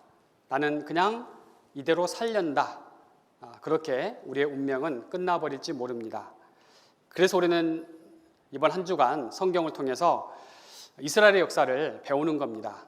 하나님께서 지금 미리 예언하신 내용들이 이제 본격적으로 성취가 되는 그런 부분들을 살펴보게 될 겁니다. 예수님께서 십자가에 못 박혀 이렇게 돌아가시는 그런 십자가를 지시는 그런 길에서요 이렇게 말씀하셨습니다. 예루살렘의 딸들아 나를 위하여 울지 말고 너희와 너희 자녀를 위하여 울라. 예수님이 그렇게 좋으신 예수님이 채찍에 맞으시고 온몸이 갈기갈기 찢겨지시는 그런 모습을 보면서 너무 불쌍하니까 여인들이 예수님을 따르는 여인들이 울었습니다. 그때 예수님께서 예루살렘의 딸들아 나를 위하여 울지 말고 너희와 너희 자녀를 위하여 울라라고 오히려 걱정하셨습니다. 누가복음 21장 22절 예수님이 역시 하신 말씀인데요. 함께 읽겠습니다. 이 날들은 기록된 모든 것을 이루는 형벌의 날이니라. 네. 그래서 기록된 모든 것, 그 당시에 예수님이 공생애를 사셨던 이 기간에는 구약 성경만 기록이 되어 있었습니다. 구약 성경에 기록된 형벌에 관한 모든 그 저주에 관한 말씀이 이제 이루어지는 그 때가 왔다. 그래서 강력히 경고하시는 말씀이고요. 이것도 예수님께서 말씀하셨습니다. 예루살렘이 군대들에게 둘러싸일 것이다. 그때 유대에 있는 자들은 산으로 도망해라. 예루살렘 성에 있는 자들은 나가라. 초원에 있는 자들은 예루살렘으로 들어가지 말라라고 말씀을 하셨습니다. AD 68년 한 번의 기회가 있게 됩니다. 로마의 베스파시안 장군이 예루살렘을 이제 침략하는데 하도 이 반란이 많이 일어나니까 침공하다가요, 네로 황제가 죽었다는 소식을 듣고 로마로 철수해서 베스파시안이 로마의 황제가 됩니다. 그리고 나서 AD 70년에 그의 아들 타이터스를 보내서 다시 예루살렘을 침공하게 만드는데요, 토성으로 포위해가지고 굶주리게 만듭니다. 성전을 다 파괴해버립니다. 그래서 그 안에 명절을 맞아서 모여있던 이스라엘 사람 110만 명이 넘는 사람 110만 명이 학살을 당하고, 그리고 그 주변에 있는 이스라엘 사람도 전부 전 세계로 흩어집니다. 예루살렘을 황폐화됩니다. 예루살렘의 멸망이죠. 세계 만민중이 흩음을 당하고 가는 곳마다 칼이 따르고 땅이 황무지가 됩니다. 그래서 그들 세대뿐만 아니라 그 후 세대도 계속해서 디아스포라라고 하는, 이산이라고 하는, 흩어진다고 하는 그 저주를 다 받게 됩니다. 계속해서 받게 됩니다. 땅은 황폐화되죠. 이렇게 황폐화됩니다. 그리고 2차 대전에 독일의 히틀러가, 이 나치 정권이 유대인 600만 명을 학살하게 됩니다. 아우슈비츠 수용소고요. 유대인들은 아우슈비츠 수용소나 다른 수용소에 모아가지고 일할 수 있는 사람은 따로 분류하고 일할 수 없는 노약자는 먼저 죽여버립니다. 죽음의 학살 공장에 도착하다. 이런 닭장 같은 곳에 수용을 시키고, 그리고 죽이는 일이 그들이 하는, 유대 독일 군인들이 하는 일이었습니다. 유대인들 죽이는 일이요. 총살시키고 무조건. 나중에 2차 대전 이제 독일이 항복한 후에 이 수용소에 와보니까 미처 치우지 못한 이런 시체들이 널려 있었습니다. 에스겔서는 이제 지금으로부터 2600년 전에 기록된 성경인데 거기에 이렇게 예언이 되어 있습니다. 2차 대전 기준으로 했을 때요, 내 의복을 벗기고 내 장식품을 빼앗고 내 몸을 벌거벗겨 버려두며, 그래서 다 벌거벗기고요, 장식품을 다 빼앗습니다. 이사야서는 2700년 전의 성경인데 대머리가 숱한 머리털을 대신하고 라고 되어 있습니다. 머리를 다 깎아버렸죠. 그리고 여호와께서 내 무릎과 다리를 쳐서라고 되어 있는데 이렇게 생체 실험 대상으로 유대인들을 쓰게 됩니다. 산채로 머리를 갈라버리고 28장 60절에 보면 모든 질병을 내게로 가져다가 내 몸에 들이붓게 하실 것이며, 산채로 가슴을 가르고 세균을 넣고 실험하고, 또한 신명기 28장 12절에는 너희가 하늘의 별같이 많았을지라도 남는 자가 얼마 되지 못할 것이라 라는 말씀을 통해서 많은 사람이 죽을 것을 예언하셨습니다. 이렇게 목욕시켜 준다고 목욕탕에 들어가라고 해놓고 물 대신에 독가스를 집어넣어가지고 순식간에 사람을 죽이는, 집단 학살하는 그런 만행을 독일이 저질렀습니다.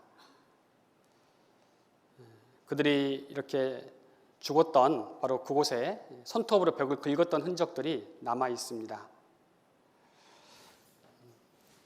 그래서 그 피를 우리와 우리 자손에게 돌릴지어다라고 원했던, 그렇게 외쳤던 이스라엘 사람들, 그들 당대뿐만 아니라 그들의 후손들까지 정말 비참한 그런 학살을 당하게 되는 겁니다. 자, 이스라엘의 이 환란이 주는 교훈이 있습니다.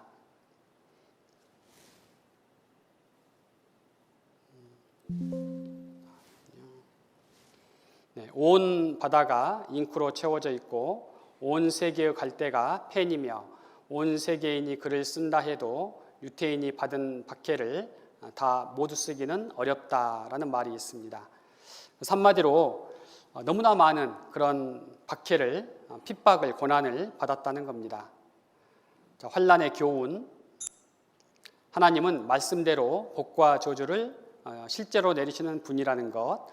어떤 죄보다도 그리스도를 배척하는 죄가 가장 크다는 겁니다. 이스라엘에게도 마찬가지입니다. 그래서 하나님 말씀에 불순종했을 때 8년, 20년, 40년, 길게는 600년까지 그들이 고난을 당했는데 예수님을 십자가에 못 박으라고 한 이후에 그들은 2000년 동안 전 세계로 흩어지고 가는 곳마다 칼이 따르고 학살을 당하는 그런 환난을 겪게 됩니다. 누가복음 23장 31절 함께 읽겠습니다. 푸른 나무에도 이같이 하거든 마른 나무에는 어떻게 되리요 하시니라. 성경에 이스라엘을 푸른 나무라고 그렇게 비유하고 있습니다. 이방인은 마른 나무입니다. 그래서 불을 태울 때 푸른 나무가 활활 탄다면 마른 나무 같은 이방인은 얼마나 더 잘 탈 것인가. 그래서 푸른 나무는 이스라엘을 가리키고 마른 나무는 이방인을 가리킵니다. 이스라엘이 2000년 환난을 당했다면 이방인은 바로 영원한 지옥의 형벌이 있을 것을 모형으로 보여주는 겁니다. 이스라엘은 샘플입니다. 샘플. 예수님을 배척했을 때 얼마나 큰 환난을 겪을 것인지 또 겪었는지를 보여주고 우리가 예수님을 받아들이지 않았을 때 얼마나 무서운 형벌이 기다리고 있는지 교훈하시는 겁니다. 그리스도를 배척하는 죄가 가장 크다는 것, 그리고 영원한 지옥의 형벌이 있다는 것을 말씀하고 있습니다. 성경도 그걸 말씀하고 있는데요. 데살로니가 후서 1장 8절 9절에 하나님을 모르는 자들과 우리 주 예수의 복음을 복종치 않는 자들에게 형벌을 주시리니 9절 함께 읽겠습니다. 이런 자들이 주의 얼굴과 그의 힘의 영광을 떠나 영원한 멸망의 형벌을 받으리로다. 그래서 영원한 형벌, 지옥의 형벌을 말하고 있습니다. 그래서 28장 신명기 28장 46절에 보면 이 모든 저주가 너와 네 자손에게 영원히 있어서 표적과 감개가 되리라. 표적은 어떤 사인이고요. 감개는 거울과 경계가 된다라고 말하고 있습니다. 그래서 바로 우리를 위한 교훈이라는 것. 그래서 내가 예수님과의 관계를 어떻게 갖느냐에 따라서 하나님의 은혜를 받는 쪽으로 내 영원한 운명이 정해질 수도 있고 반대로 영원한 저주가 나에게 또 영원히 있을 것을 분명히 경고하고 계십니다. 자, 그런데 하나님께서 이 이스라엘 아브라함에게 하신 약속은 절대 없어지지 않았습니다. 그건 무조건적인 언약이었거든요. 시내산에서 이스라엘과 맺은 언약은 순종하면 복이고 불순종하면 저주였습니다.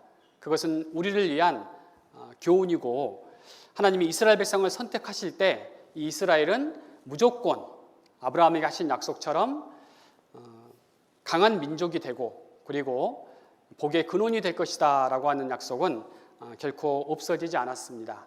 자, 이스라엘은 성경 곳곳에 그들이 비록 죄로 인해서 징계를 받아서 그렇게 심한 환난을 겪을지라도 결코 없어지지는 않는 민족이다. 그렇게 말씀을 하셨습니다.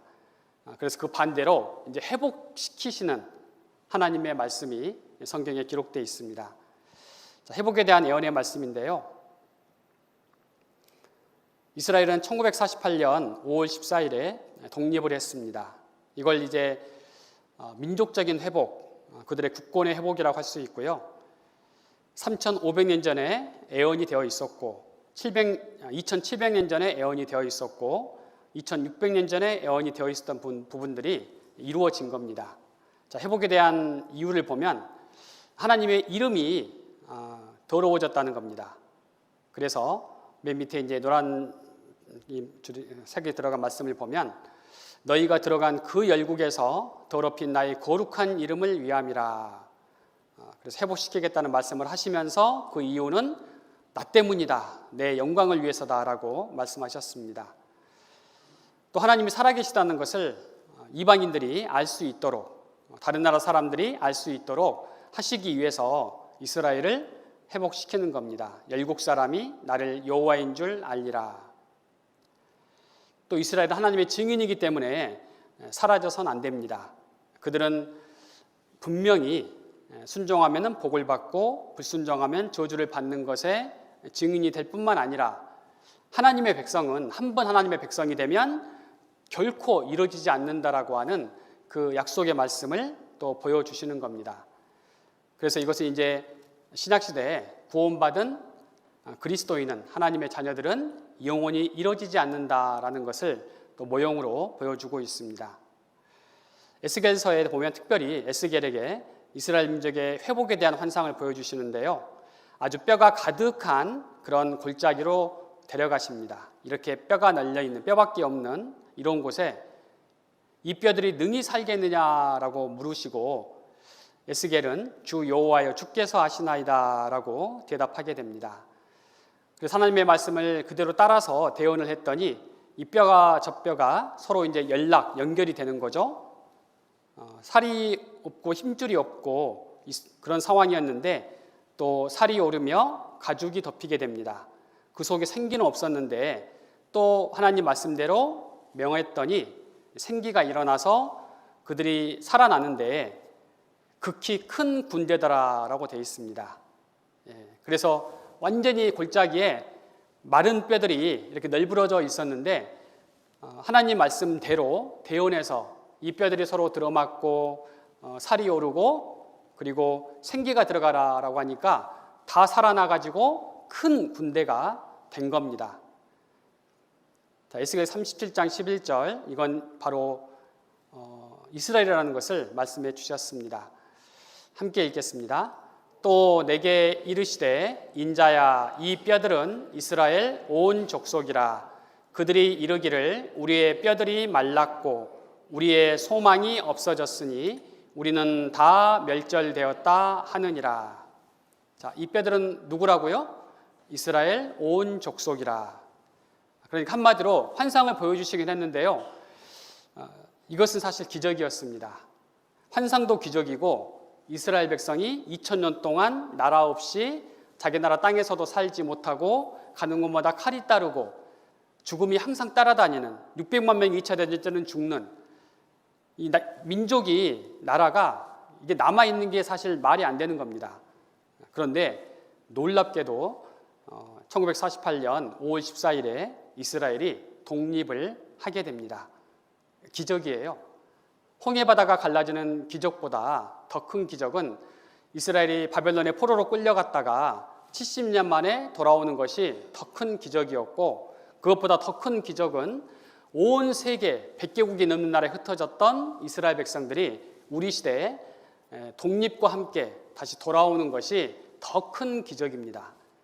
어제도 말씀을 드렸지만 우리는 하나님의 기적을 현재 목격하고 있는, 또 몸소 체험하고 있는 그런 사람들이다라는 것을 늘 생각했으면 좋겠습니다. 자, 너희 무덤을 열고 거기서 나오게 하고 이스라엘 땅으로 들어가게 하리라. 그래서 하나님이 어떤 분이신지 이제 확실하게 더 보여주는 것이 바로 이스라엘의 회복이라고 말할 수가 있습니다. 자, 이제 독립한 이후에요, 그들은 이제 돌아오게 됩니다. 그래서 전 세계에 뿔뿔이 흩어졌던 그 이스라엘 사람들이 독립하자마자 많이 돌아오고, 그리고 여러 가지 상황으로 인해서 더 많이 돌아올 수밖에 없는 그런 상황이 이어지게 됩니다. 성경에도 이 돌아온다는 그런 말씀들이 더 많이 기록되어 있고요. 전 세계에 흩어져 있는 유대인들을 모아서 옛 조상의 땅으로 돌아오게 할 것을 예언하셨습니다. 그래서 만민 가운데서 모으며 흩은 열방 가운데서 모아내고 이스라엘 땅으로 주리라. 그러니까 딴 데로 간다는 게 아닙니다. 원래 2차 대전 이제 1차 대전이죠. 1차 대전 끝나고 이스라엘 사람에게 이제 각국에서 좀 지도적인 위치에 있었던 사람이 있었기 때문에 아프리카 땅 어디를 주면 어떻겠냐, 거기서 그냥 살아라라고 했는데 이제 거절했죠. 우리는 하나님이 주신 가나안 땅밖에 갈 수 없다. 거기만 가야 된다. 거기가 우리 땅이다. 하나님 우리에게 주신 땅이다라고 해서 바로 이스라엘 땅으로 그들은 원했습니다. 근데 그 땅으로 오게 됐죠. 열방에 흩어 있는 이스라엘 족속을 모으고 고토 곧 내종 야곱에게 준 땅에 거할지라. 다른 곳으로 가지 않는다는 겁니다. 약속의 땅 가나안 땅으로 반드시 다시 들어가도록 하겠다라고 말씀하신 겁니다. 고토에 들어가서. 에스겔서 39장 28절에 보면 후에는 내가 그들을 모아 고토로 돌아오게 하고 그 한 사람도 이방에 남기지 아니하리니라고 말씀하셨습니다. 그래서 AD 70년 이후에 뿔뿔이 전 세계로 흩어졌던 이스라엘은 이사야 66장 8절에 기록된 것처럼 나라가 어찌 순식간에 민족이 생기겠느냐라고 말씀하셨는데 순식간에 생겨버렸습니다. 그래서 어떻게 나라가 하루아침에 탄생하겠으며 어떻게 한 민족이 순식간에 생기겠느냐. 그러나 시온은 이스라엘은 산통을 겪는 즉시 그의 자녀들을 낳았다. 그래서 바로 어렵지 않게 나라가 순식간에 독립했다는 것을 말하고 있습니다. 그래서 야드바셈 학살 기념관에는 녹슨 철가시, 철조망 같은 데죠. 끝에 이렇게 파란 잎이 나는 것을 볼 수 있습니다. 이건 기적입니다. 이스라엘의 독립은 기적이라는 겁니다. 자, 그들을 모은다는 말씀이 이렇게 기록되어 있습니다. 2700년 전에 동방에서부터 오게 하고 서방에서부터 모으고 북방에게 이르기를 놓으라 남방에게 이르기를 구류하지 말라라고 하셨습니다. 실제로 동쪽과 서쪽은 자유롭게 이주할 수 있었고 그런데 북쪽 그리고 남쪽은 쉽지 않았습니다. 여기 보면 오게 하며 모을 것이며 놓으라 구류하지 말라 붙잡고 있다는 거죠. 그런데 이 러시아의 북쪽 이스라엘의 북쪽은 바로 모스크바 소련인데 이 소련의 유태인들이 320만 명이나 됐는데 나라가 독립했다는 소식을 듣고 귀향을 원하지만 소련이 사유주의 국가였기 때문에 인두세를 내야 된다라는 것 때문에 쉽게 보내주지 않았습니다. 자, 그런데 거기에 흉년이 들고 미국에서 곡물을 제공하고 그 대신에 유대인들을 보내주는 그런 조건 하에서 이제 계약이 체결되게 되고요. 자, 그들이 이제 어떻게 오는지가 성경에 예언되어 있습니다. 네, 함께 읽겠습니다. 저 구름같이 비둘기가 그 보금자리로 날아오는 것 같이 날아오는 자들이 누구뇨? 네. 그래서 아까 처음 시작 때 잘못된 애언, 빗나간 애언을 소개할 때 1800년도 후반에도 어떻게 하늘을 날 수 있는 기계가 가능할까? 불가능하다라고 예상을 했는데 지금으로부터 2700년 전에 이사야서에는 저 구름같이 비둘기가 그 보금자리로 날아오는 것 같이 날아오는 자들이 누구뇨라고 하면서 날아온다라고 그렇게 예언을 했습니다. 그래서 구름이라는 것은 이제 비행기 밑에서 이렇게 바라보면 정말 구름같이 이렇게 몰려오는 그런 모습으로 보일 거고요. 비둘기가라고 말한 것은 비둘기가 귀소 본능이 있기 때문에 보금자리로 돌아오는 그런 이스라엘이 자기 고향으로 돌아오는 것을 이사야 선지자는 환상 중에 보게 된 겁니다. 이렇게 또 표현을 했고요. 1903년에 라이트 형제가 비행기를 발명했습니다. 프랑스가 비행기편을 제공했다라고 되어 있습니다. 유태인 40만 명 출국. 그래서 소련계 유태인 탈출은 현대판 출애굽이다. 또 검은 유태인 이디오피아가 유대인들을 붙잡고 있었는데 또 모세 작전을 통해서 비밀리에 검은 유태인, 피부가 이제 검어진 그 유태인들을 이송을 했습니다. 유대인 탈 에디오피아 작전이고요. 솔로몬 작전입니다. 3000년 만에 귀향했다. 이렇게 비행기에 가득 태워가지고 귀환하고, 미국에서도 귀환하고, 인도에서도 귀환하고, 또 반이스라엘 정서가 세계로 확산되는 것 때문에 세계 각지에 흩어져 사는 이스라엘 사람들이 귀환을 하게 됩니다. 우크라 러시아 유대인들 이스라엘로 급증이라고 되어 있습니다. 그래서 이건 전쟁 전인데도 이주가 급증했고요. 전쟁 후에는 더 많이 또 이주를 하게 됐습니다. 계속 늘어나는 이스라엘로 이주하는 유대인들이고요. 네타냐후 전 세계 유대인들에게 이스라엘로 돌아오라는 메시지를 보냈습니다. 그리고 하나님을 믿는 유대인이죠. 메시아닉 주, 이 사람 목사는 유대인의 이스라엘 귀환은 하나님의 뜻이다라고 얘기를 했습니다. 그래서 이스라엘의 회복, 이 회복이 정말 우리 시대에 이루어지고 있고, 자, 이것은 무엇보다도 예수님께서 다시 오신다라고 하는 가장 확실한 징조라고 할 수 있습니다. 자, 이스라엘은 독립하고 귀환할 뿐만 아니라요, 이제 이전에 가졌던 그들의 어떤 지위, 다윗 시대, 솔로몬 시대, 정말 강국으로서 주변의 나라들을 정복하고 또 굴복을 시켰던 그런 영화를 누리게 된다는 것을 성경에 말씀하고 있습니다. 사실 그 당시에는 겨우 이제 주변의 몇 나라뿐이었는데, 우리 시대에는 이스라엘의 영향력이 전 세계에 이렇게 미치고 있습니다.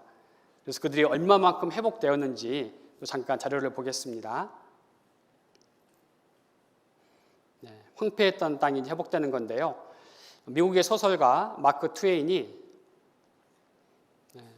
이런 책을 썼습니다. 이노센트 어브로드라고요. 1850년 마크 트웨인은 나는 이 갈릴리에서 예루살렘까지 가는 길에 40마일을 가면서 심지어 나무 한 그루를 보지 못했다라고 말했습니다. 40마일이면 64km인데 정말 먼 그런 긴 거리죠. 자, 정말 황무했던 땅이었는데 이 땅이 에덴 동산처럼 되었다라고 에스겔서에 예언을 했습니다. 근데 우리 시대에 이루어진 거죠. 네. 자, 이렇게 바뀌었습니다. 이랬던 땅이 이렇게 바뀌었고요. 정말 이런 사막과도 같은 이런 광야가 기경이 되었습니다. 농사짓는 땅이 되었습니다. 우리나라도 유교를 겪으면서 땅이 황폐화됐는데 정말 노력, 근면함, 성실함으로 인해서 다시 이제 부강한 나라가 됐죠. 하지만 우리나라는 비가 그래도 잘 내려주는 나라, 사계절이 뚜렷해서 곡식들이 잘 열리는 그런 좋은 토지와 환경을 갖고 있습니다. 하지만 이스라엘은 사막과도 같은 그런 조건입니다. 그런 나라가 이제 이렇게 오른쪽에 있는 것처럼 기경이 되는, 농사짓는 땅이 되는, 수풀이 무성한 열매가 많이 열리는 그런 땅이 되는 것은 하나님의 도우심이 없이는 불가능했습니다. 너희 사면에 남은 이방 사람이 나 여호와가 무너진 곳을 건축하며 황무한 자리에 심은 줄 알리라. 다음은 함께 읽겠습니다. 나 여호와가 말하였으니 이루리라. 자, 하나님이 말씀하시면 이루어질까가 아니라 반드시 이루어집니다. 그래서 이루리라라고 말씀하셨습니다. 자, 모든 민족 위에 뛰어나게 하시고라고 되어 있습니다.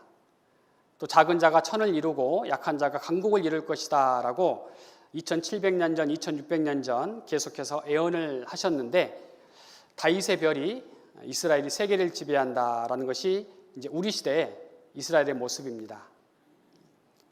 자, 세계를 뒤흔들어 버리죠. 유태인의 힘입니다. 1800만 유태인이 세계를 쥐었다 폈다 한다라는 거고요. 또 미국은 2%밖에 안 되는 유대인이 또 미국을 쥐었다 폈다 합니다. 자, 트럼프 일기 때 이렇게 네타냐후와 트럼프가 서로 악수를 하면서 미국은 일방적인 이스라엘 편들기를 하고 있다라고 보도하고 있습니다. 배후에는, 트럼프의 배후에는 바로 유대인 로비 단체가 있다는 거죠. 자, 강소국 이스라엘은 어떻게 국방 강국이 되었는가? 네, 이슬람에 둘러싸인 이스라엘, 이렇게 주변에는 아랍 국가로 둘러싸여 있는데, 그래서 전쟁이 독립하자마자 일어날 수밖에 없었는데 전쟁할 때마다 계속 승리를 거두고 영토를 넓혀갔습니다. 이제는 아랍 연합군과 싸워도 우세한 전투력이고 핵무기도 400개나 비공식적으로 보유하고 있습니다. 또 바다의 풍부가 네게로 돌아오며 열방의 재물이 네게로 오미라라고 2700년 전에 예언하셨는데 이 말씀 그대로 사해바다가 이스라엘에 있는 여매라고 불리우는 사해바다가 죽은 바다가 아니라 핵전쟁 피해복구 물질이 사해바다에 있고 이 사해바다 보물이 미국, 영국, 프랑스 3개국의 재산보다 더 많다고 합니다. 이제 사해바다가 죽은 바다가 아니라 보물 바다죠. 그리고 석유가 그동안은 나지 않았는데 이제 석유가 사우디보다도 더 많이 나는 나라가 됐습니다. 또 이런 예언도 있습니다.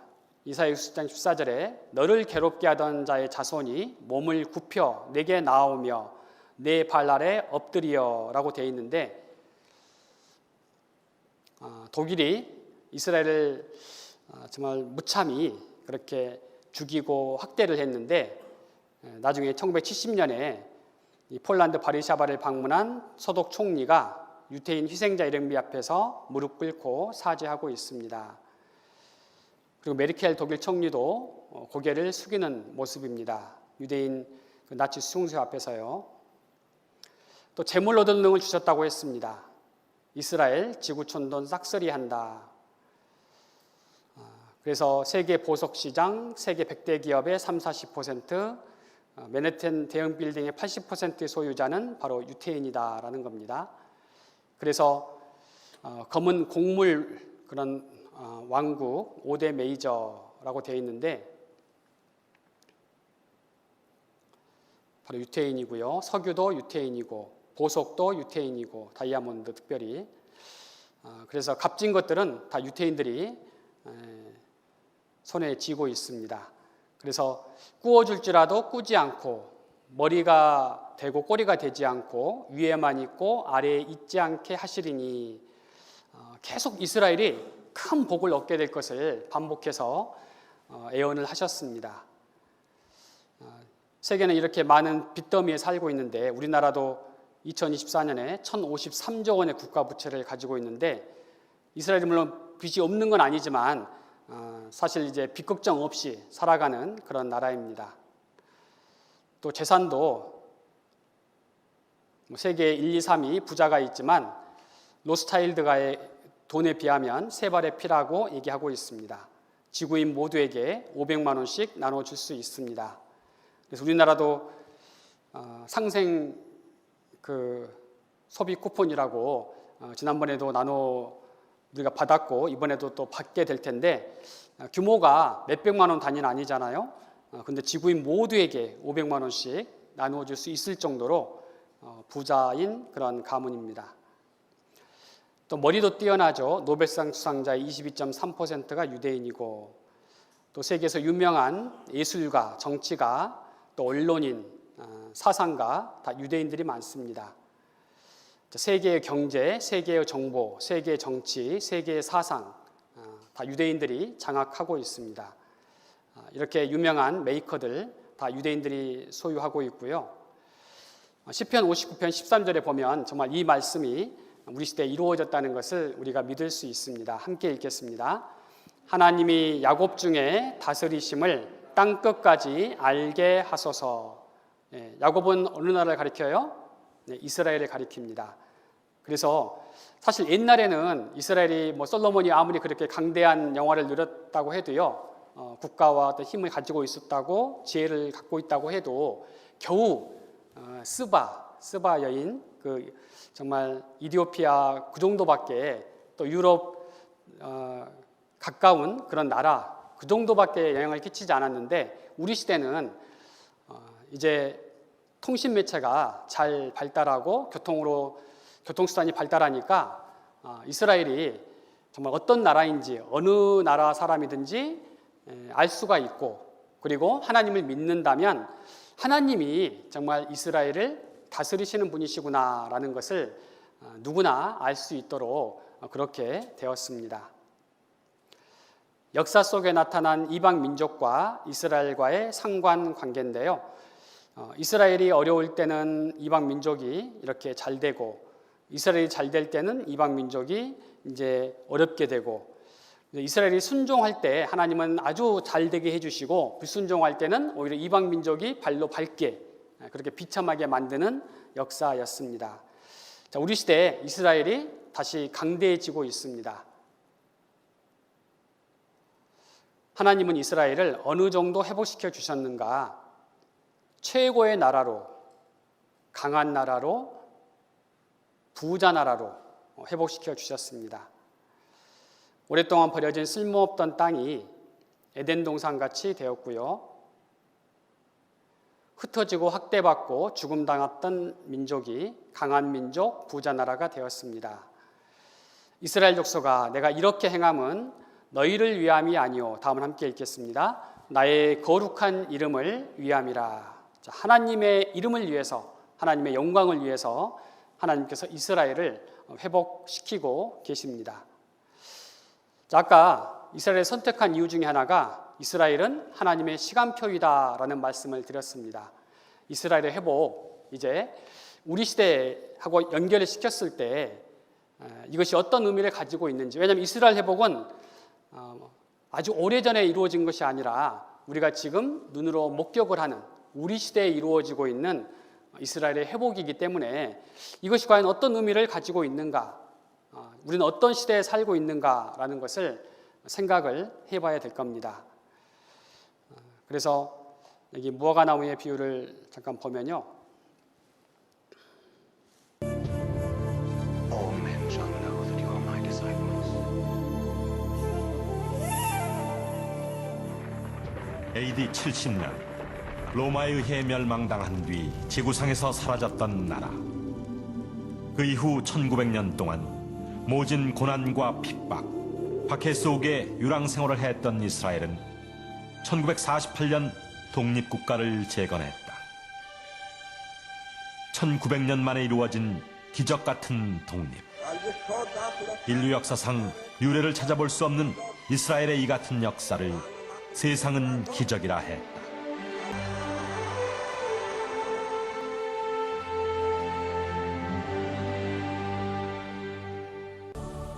세계 역사상에 한 나라가 망해서 없어졌다가 2000년 만에 조국을 광복한 예가 없습니다. 종교인이건 비종교인이건 간에 이스라엘의 독립은 기적이다 얘기를 합니다. 19세기 말에 유대인에 대한 핍박과 학살, 제1차 세계대전, 제2차 세계대전, 역사상 일어날 수 있는 확률이 극히 낮은 것임에도 불구하고 이것이 연속적으로 일어난 그런 사례가 세계 역사상 없다는 것입니다. 무화과 나무의 비유를 배우라. 그 가지가 연하여지고 잎사귀를 내면 여름이 가까운 줄 아나니, 너희도 이 모든 일을 보거든 인자가 곧 문 앞에 이른 줄 알라.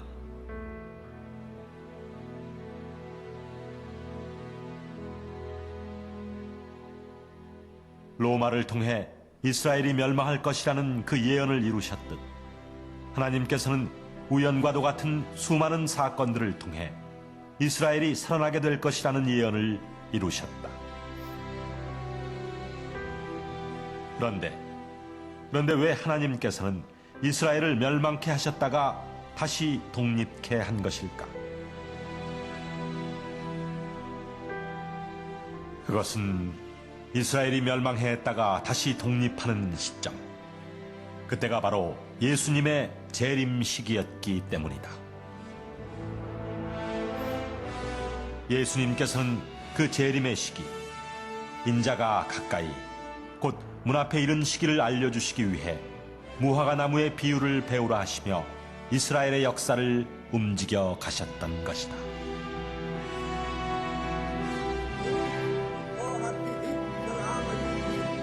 (1948년) 벤그리온 수상의 독립선포는 단순한 이스라엘의 독립선포가 아니었다.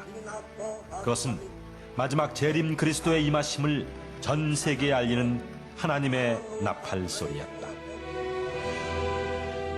예수님이 베들레헴에서 탄생하리라는 예언을 이루기 위해 호정령을 반포해 온 나라를 움직이셨던 것처럼 1948년 예수님의 재림 시기를 알려주시기 위해 하나님께서는 이스라엘의 독립을 통해 전 세계의 역사를 움직이셨던 것이다.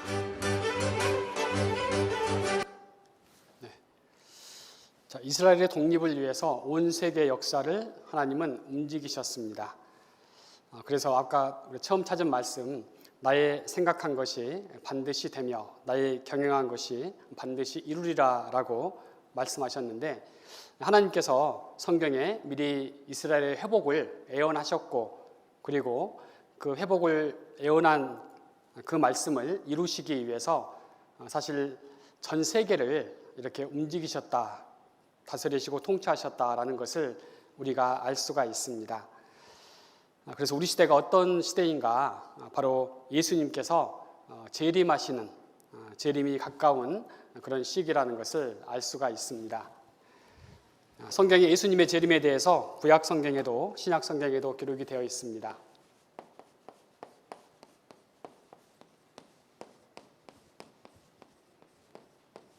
자, 예수님이 재림하신다는 것은 다시 오신다는 뜻이고요. 예수님 먼저 초림을 하셨다는 거죠. 처음 오셨습니다.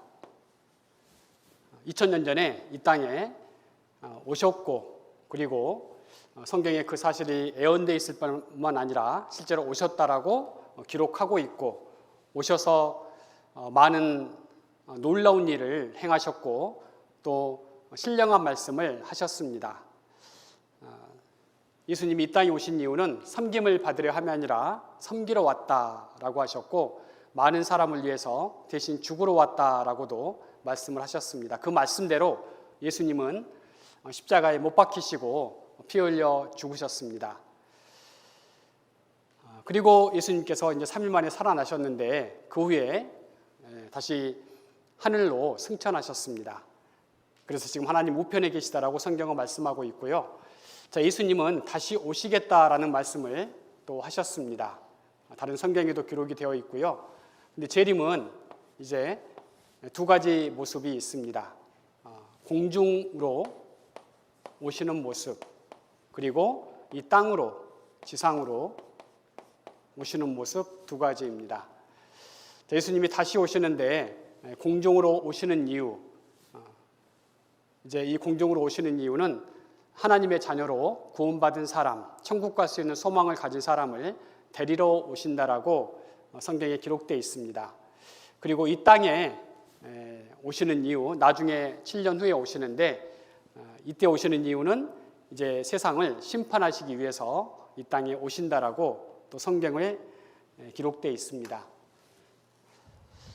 영상에서 이제 무화과 나무의 비유를 이렇게 보시게 됐는데요. 잠깐 조금 더 보조 설명을 하자면, 예수님이 제자들에게 마지막 때 어떤 일이 있을 것인지 제자들이 물었을 때 예수님께서 대답하신 내용입니다. 2000년 전에 말씀하셨고요. 무화과 나무의 비유를 배우라. 그 가지가 연하여지고 잎사귀를 내면 여름이 가까운 줄을 아나니 이와 같이 너희도 이 모든 일을 보거든 인자가 가까이 곧 문 앞에 이른 줄 알라. 예수님의 공생의 기간에 길가에서 시장하실 때 한 무화과 나무를 보시고 이렇게 열매를 얻을 수 있나 보셨는데 잎사귀밖에 없었습니다. 그래서 예수님께서 영원토록 내게 열매가 맺지 못하리라 라고 저주하셨고, 무화과 나무가 곧 마르게 됩니다. 사람들은, 어떤 사람은 예수님이 아무 죄 없는 무화과를 말려 죽였다고, 그래서 나는 예수를 못 믿겠다고 하는 그런 무신론자도 있는데요. 저에게는 신령한 그런 비밀이 있습니다. 자, 무화과 나무는 어느 나라를 상징할까요? 네, 이스라엘을 상징합니다. 그래서 그 당시에 이스라엘의 모습이 겉으로는 하나님을 잘 섬기는 것처럼 보이고, 그래서 성전도 있고 예배도 하고 성경도 가까이 하고 여러 가지 종교적인 의식도 잘 지키는데, 사실 예수님을 알아보지 못했기 때문에 이 마음에는 하나님에 대해서 정말 무지했던, 하나님의 뜻을 알지 못했던 그런 백성이었습니다. 그들의 영적 상태를 이렇게 무화과 나무를 마르신 것을 통해서 보여주신 겁니다. 그들은 살아있지만, 산 것처럼 보이지만 실제로는 죽어 있는, 영혼이 죽은 그런 상태라는 것을 알려주고 계신 거고요. 자, 이렇게 그림으로 보면 이렇게 저주하셨는데 이렇게 말라버렸습니다. 근데 무화과 나무가 다시 이제 우리가 겨울철에 죽은 것 같았던 무화과 나무가 봄에 가지가 연해지고 이제 잎사귀가 올라오는 것을 보게 됩니다. 그러면서 나중에 열매를 맺게 되는데요. 여름이 가까운 줄을 아나니라는 말씀은 이제 세상 끝을 이스라엘의 어떤 그 의미로는 갖고 있습니다. 그래서 잎사귀가 맺혀지고 가지가 연하해진다는 것은 이스라엘이 이제 회복되는데 외적으로는 정말 강한 나라가 되는데 중요한 것은 영적으로는 아직 회복되지 못했다라는 그런 의미를 가지고 있습니다. 그래서 이스라엘의 독립은 정말 기적입니다. 나라 이른 지 2600년 만에, 그 땅에서 쫓겨난 지 1900년 만에 독립을 했습니다. 마크 트웨인이라는 사람이 이스라엘 여행하면서 황무지밖에 볼 수 없었는데 그는 이렇게 얘기했습니다. 모든 것들은 사멸한다. 유대인을 제외하고는 다른 세력들은 사라지나 유대인은 남는다. 그들의 불멸의 비밀은 무엇인가? 아마 나중에 이스라엘의 독립을 이렇게 목격하고 이 사람이 한 말인 것 같습니다. 자, 예수님을 믿는 이스라엘 목사 중에 한 분인데요. 현 이스라엘을 보면 예수님의 재림을 확신한다라고 되어 있습니다. 그리고 유대인의 제2출애굽, 그러니까 지금 유대인들이 전 세계에서 이스라엘로 돌아오는 그 모습은 바로 제2의 출애굽과 같은 그런 모습이다. 이것은 예수님이 재림, 다시 오신다는 아주 확실한 분명한 증거라고 말하고 있습니다.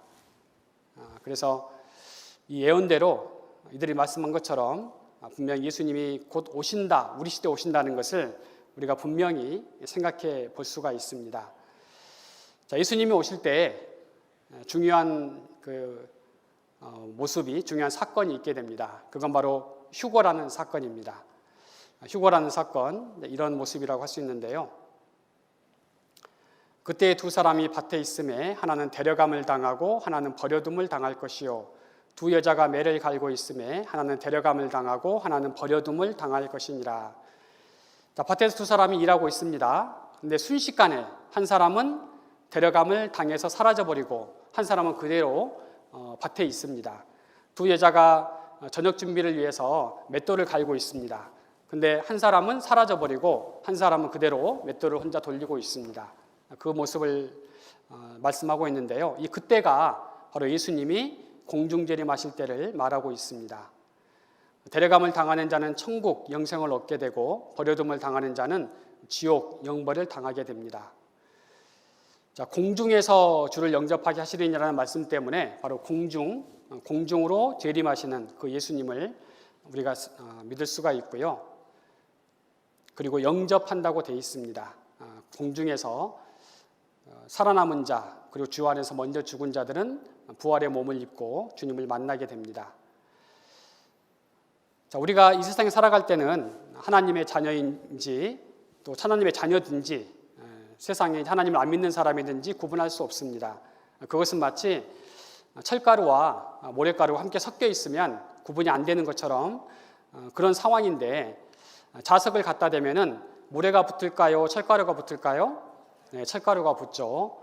그래서 철가루의 이 자석에 철가루가 붙는 것처럼 예수님께서는 구원받은 사람의 성령께서 구원받은 사람 속에 있기 때문에 그 성령께서 몸을 변화시켜서 공중에서 예수님을 만나도록, 그래서 영원히 주와 함께 있도록 그렇게 해 주십니다. 신령한 비밀이죠. 자, 구원받은 사람은 공중에서 예수님을 만납니다. 자, 넘어가고요. 그래서 이것들을 증거하신 이가 가라사대 내가 진실로 속혀오리라. 자, 버려둠을 당한다는 것, 우리도 버리는 것은 쓰지 못하는 물건이나 아니면 더러운 것들이죠. 그래서 쓰레기통에 버리는 것처럼 사람이 왜 하나님께 버림을 당하느냐, 바로 죄의 문제를 해결하지 못하면 하나님의 저주 아래 버려지게 된다는 겁니다. 버려둠, 죄로 인해서 결국 어디에 떨어져요? 지옥에 떨어지게 됩니다. 그래서 우리는 살아있을 때 예수님 맞을 준비를 해야 됩니다. 그런즉 깨어있으라 너희는 그날과 그 시를 알지 못하느니라.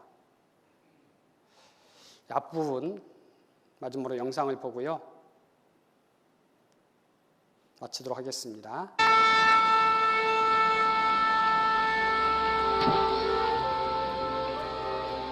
하나는 데려감을 당하고 하나는 버려둠을 당하는 모습입니다.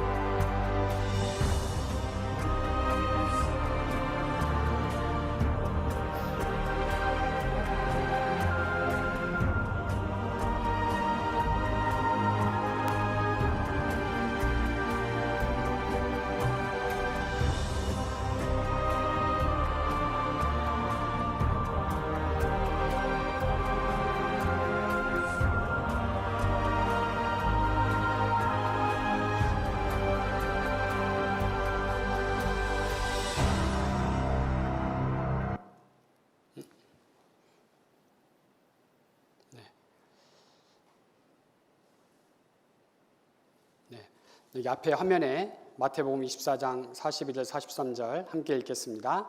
그러므로 깨어있으라 어느 날에 너희 주가 임할는지 너희가 알지 못함이니라. 네.